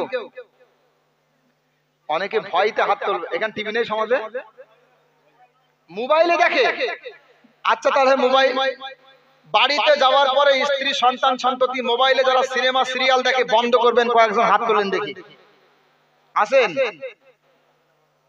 হাত তুলবে না, কারণ আমি যে ওই যে আগেই বললাম অনেকে আছে যদি এখন স্ত্রীকে গিয়ে বলে যে মোবাইল দেখা যাবে না, স্ত্রী উল্টো সাটবে, ঠিক না? আছে না এরকম? ও আচ্ছা আচ্ছা, বলছে স্ত্রীদেরকে বলা যাবে কিন্তু বৌমাদের বলতে গেলে আরেক জ্বালা। বৌমাদের বলতে গেলে এই জন্যই তো বলি যে বৌমা সিলেক্টেড করার আগে আগে থেকে দেখে নেবেন যে মেয়েটা দিনদার না দিনদার না। আরে আমাদের কাছে এসে আমরা সাংসারিক জীবনে পদার্পণ না করলেও কিছু তো বুঝি। যুবক ভাইরা নতুন নতুন বিবাহ করেছে মনে করেন, আমাদের কাছে এসে বলে হুজুর, আমাদের অনেক বন্ধুরা যারা বিবাহ শাদী করেছে তারা অনেকে আমাদের কাছে এসে বলে, দুঃখের কথা শোনাই, ভাই বর্তমান সময়ে মেয়ে দেখা খুব কঠিন। স্ত্রী আল্লাহ বিবাহ করে আল্লাহ, বড্ড আশা ছিল হয়তো ফজরের নামাজ পড়বে, সকাল সকাল ঘুম থেকে উঠবে, আমাকে ঘুম থেকে জাগিয়ে দেবে, সকাল সকাল ঘুম থেকে উঠে সাংসারিক পারিবারিক কাজকর্ম করবে, কিন্তু আমার স্ত্রী সকাল 10টায় ঘুম থেকে ওঠে। এরকম বলে না? বলে না? আছেন না? আমি ওই সমস্ত যুবকদেরকে তখন অত্যন্ত ভারাক্রান্ত হৃদয় নিয়ে বলে থাকি, বিবাহ করার আগে তুমি একবারও কি ভাবলে না? যেই মেয়েটা বড় মোবাইল ব্যবহার করে, যেই মেয়েটা বিবাহের আগের দিন পর্যন্ত রাত্রি 12টা পর্যন্ত জেগে ফেসবুক দেখেছে, যেই মেয়েটা বিবাহের আগের দিন পর্যন্ত রাত্রি 12টা পর্যন্ত জেগে ইউটিউব দেখেছে, সিরিয়াল দেখেছে, সিনেমা দেখেছে, ওই মেয়েটা বিবাহের পরের দিন থেকে ঘুম থেকে উঠে ফার্স্ট সকালে ফজরের নামাজ আদায় করবে। এটা কি সম্ভব? সম্ভব? সম্ভব। এজন্যই তো রাসূল বলেছিলেন যে অর্থকড়ি, ধন সম্পদ এসব কিছু দেখার আগে আগে দেখো দিনদার কিনা, ঠিক না বেঠিক? কয়েকটা বিষয় লক্ষ্য রাখতে বলা হয়েছে হাদিসের মধ্যে। শেষের অংশে হাদিসে বলা হচ্ছে ফাজফার বিজাতি দ্বীন, যদি কোনোটাই না হয় তাহলে অন্তত দিনদার যেন হয় এটা দেখে নিও, ঠিক না? আর আমাদের সমাজে এগুলো দেখা হয় না, টাকা দেখা হয়, টাকা, ঠিক না বেশি? বলেন। ছেলে দেখার ক্ষেত্রেও টাকা, মেয়ে দেখার ক্ষেত্রেও মেয়ের বাপের কয় বিঘে জমি আছে, কত টাকার মালিক, এসব দেখা হয়, ঠিক না? কারণ টাকা ছাড়া দুনিয়া চলে না। টাকা ছাড়া কি চলে না বলেন? দুনিয়া চলে না। টাকা যার কাছে নেই সবকিছু ফাঁকা ফাঁকা লাগে, ঠিক না বেঠিক? কবি কত সুন্দর কথা বলছেন, টাকা টাকা টাকা রে আজব টাকা, টাকা ছাড়া দুনিয়াটা লাগে যে ফাঁকা, টাকা টাকা টাকা রে আজব টাকা, ঠিক না বেঠিক? টাকা না থাকলে সব ফাঁকা ফাঁকা লাগে। কবি বলছেন, টাকা তুমি মা বাবার আদরের ধন, স্নেহ মায়া মমতায় রাখে সারাক্ষণ, টাকা তুমি শ্বশুরের যোগ্য জামাই, শালা আর শালীদের প্রিয় দুলাভাই, ঠিক না বেঠিক? টাকা থাকলে বাপ মার কাছে ভালো হওয়া যায়। সন্তান যদি চাকরি পায় বাপ মাও বলে না আমার সন্তানটা চাকরি পেয়েছে, বাপ মার মনে একটু আনন্দ ফিল হয়। আর টাকা পয়সা না থাকলে বাপ মাও সন্তানের উপরে একটু অসন্তুষ্ট হয়ে যায়, যদিও বাপ মা সন্তানকে বলে না, কিন্তু টাকা থাকলে সে সন্তানও বাপ মার কাছে অনেক ভালো হয়, ঠিক না? এজন্যই বলছেন টাকা তুমি মা বাবার আদরের ধন, স্নেহ মায়া মমতায় রাখে সারাক্ষণ, টাকা তুমি শ্বশুরের যোগ্য জামাই, ঠিক না বেটি? বিবাহ দেওয়ার আগে ছেলেটা পবিত্র নাকি অপবিত্র, নামাজি নাকি বেনামাজি, আল্লাহকে কতটুকু মানে নাকি না মানে, কিছুই দেখে না। যদি শোনে জামাই আমার চাকরিদার, লক্ষ লক্ষ টাকা ইনকাম করে, এত এত বিঘা জমি আছে, তাহলে একজন যোগ্য জামাই, ঠিক না? টাকা থাকলে সে একজন যোগ্য জামাই। এজন্য বলছেন টাকা তুমি শ্বশুরের যোগ্য জামাই, শালা আর শালীদের প্রিয় দোলা ভাই, ঠিক না বেটি? এই যে মনে করেন মনোহারী দোকান করেছিল, আজকে মেলা হয়েছে, এখন যাদের দুলা ভাই সারা শাড়িগুলোকে নিয়ে মেলা বাজারে ঘুরতে পারবে, বেশি বেশি মনোহারী কিনে দেবে, তারা মনে মনে বলবে, পাড়াতে গল্প দিয়ে বেড়াবে, আমার দুলা ভাইটা অনেক দামি, অনেক কিছু কিনে দিয়েছে, ঠিক না? আর দুলা ভাই যদি একটু মনোহারী না কিনে দিতে পারে বা টাকা পয়সার ক্ষেত্রে যদি শালাশালীদের মন জোগাতে না পারে, তখন বলে আমার দুলা ভাইটা খুব একটা সুবিধা নেই। এই জন্য কবি বলছেন টাকা তুমি শ্বশুরের যোগ্য জামাই, শালা আর শালীদের প্রিয় দুলা ভাই, তোমার জন্য হয় কতজন খুন, শান্তির সংসারে জ্বালাও আগুন, বহু দূরে চলে যায় মামা খালু কাকা, টাকা টাকা টাকা রে আজব টাকা, টাকা ছাড়া দুনিয়াটা লাগে যে ফাঁকা, টাকা টাকা টাকা রে আজব টাকা, টাকা তুমি শ্রমিকার মজুরের ঘাম, তোমার জন্য সবে করে সংগ্রাম, টাকা তুমি শ্রমিকার মজুরের ঘাম, তোমার জন্য সবে করে সংগ্রাম, টাকা তুমি বউদের খুব প্রিয় স্বামী, ঠিক না বেটি? স্বামীর যদি টাকা পয়সা থাকে তাহলে সেই স্ত্রীও স্বামীর প্রতি খুশি থাকে, আর যদি টাকা পয়সা না থাকে স্ত্রীও স্বামীর প্রতি খুশি হয় না। বুখারী শরীফ প্রথম খণ্ডে একটা হাদিস দেখেছিলাম, মেয়ে ছেলেরা যে বেশি বেশি জাহান্নামে যাবে, তার ভিতরে যে কারণ হিসাবে উল্লেখ করা হয়েছে, তার মধ্যে একটা কারণ কি জানেন? একটা কারণ হলো, মনে করেন আপনার সংসারে এসে আপনি সাধ্যমতো তার ভরণ পোষণের ব্যবস্থা করেছেন, পোশাক পরিচ্ছদের ব্যবস্থা করেছেন, কিন্তু যদি কখনো এমন হয় আল্লাহ পাক আপনার অভাব আর অনটন দেয়, শাড়ি কাপড় একটু বেশি বেশি না দিতে পারেন, বা পোশাক পরিচ্ছদ খাদ্যদ্রব্যের ক্ষেত্রে একটু ঢিলেমি করেন, সেক্ষেত্রে অনেক মা বোন এমন আছে বলে বসবে, তোমার সংসারে যতদিন পর্যন্ত আসলাম একটু শান্তি পেলাম না, ঠিক না বেটি? বলে না? মা বোনদেরকে বলবো যারা আছেন, এই কথা মুখ দিয়ে বাহির করা, এতদিন পর্যন্ত তোমার সংসারে আসলাম কোনোদিন শান্তি পেলাম না, হাদিসে এইভাবে উল্লেখ আছে। এই শ্রেণীর মেয়ে ছেলে যারা, তাদেরকে আল্লাহ রসুল বলছেন তাদের ঠিকানা হবে জাহান্নাম। কোথায় হবে বলেন? ঠিকানা হবে জাহান্নাম। এজন্য বলবো পরীক্ষা আল্লাহর পক্ষ থেকে আসে। স্বামীর যখন আর্থিক অনটন দেখা দিবে, তখন তাকে তার সাহস বৃদ্ধি করবেন, তার মনোবল বৃদ্ধি করবেন, কিন্তু এই জাতীয় উল্টা পাল্টা মন্তব্য কথা মুখ দিয়ে বাহির করবেন না। এগুলো আল্লাহ পছন্দ করেন না, কারণ আল্লাহ সুবহানাহু ওয়া তাআলা দুনিয়াতে মানুষকে পরীক্ষা নেবেন অভাব অনটন দিয়ে, এটা আল্লাহ কোরআনে স্পষ্ট ঘোষণা করে দিয়েছেন। আল্লাহ পাক আমাদের সংসারে এই জাতীয় যে ভুল ভ্রান্তি গুলো আছে, এগুলো থেকে আল্লাহ পাক আমাদেরকে বাঁচিয়ে নিক, বলেন আমিন।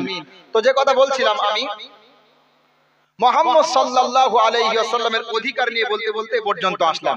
তো মুহাম্মদ সাল্লাল্লাহু আলাইহি ওয়াসাল্লামের যে অধিকারগুলো বলছিলাম, তার মধ্যে একটা হলো অনুসরণ করা। সকাল থেকে সন্ধ্যা পর্যন্ত তিনি কি করতেন সেগুলো অনুসরণ করা। খানা সামনে আসলে একটা দোয়া পড়তেন, জানেন আপনারা? মুহাম্মদ সাল্লাল্লাহু আলাইহি ওয়াসাল্লাম খাদ্যের প্লেট সামনে আসলে একটা দোয়া পড়তেন, আল্লাহুম্মা বারিক লানা ফিমা রাযাকতানা, ঠিক না? এই দোয়াটা পড়তেন, কিন্তু এই দোয়াটা আমাদের সমাজে অধিকাংশ মানুষ জানে না।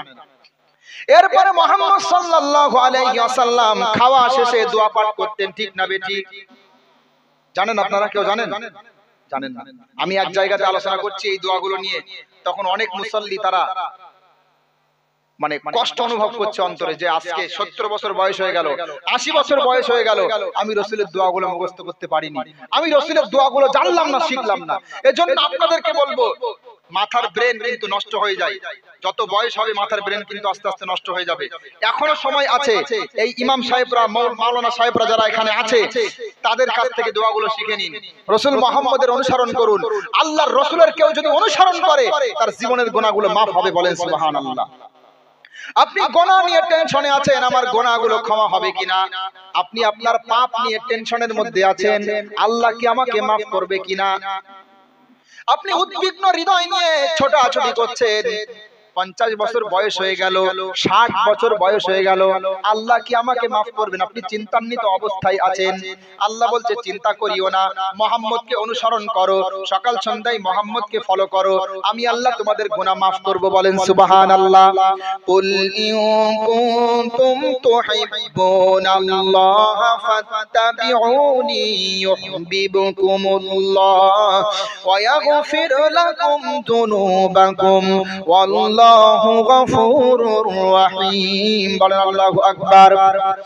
আল্লাহ বলছেন, হে নবী, আপনি মানুষদেরকে বলে দিন, তোমরা যদি আল্লাহকে ভালোবাসতে চাও, তোমরা যদি আল্লাহকে ভালোবাসতে চাও, তোমরা যদি আল্লাহকে ভালোবাসো, তাহলে আমি নবী আমাকে অনুসরণ করো।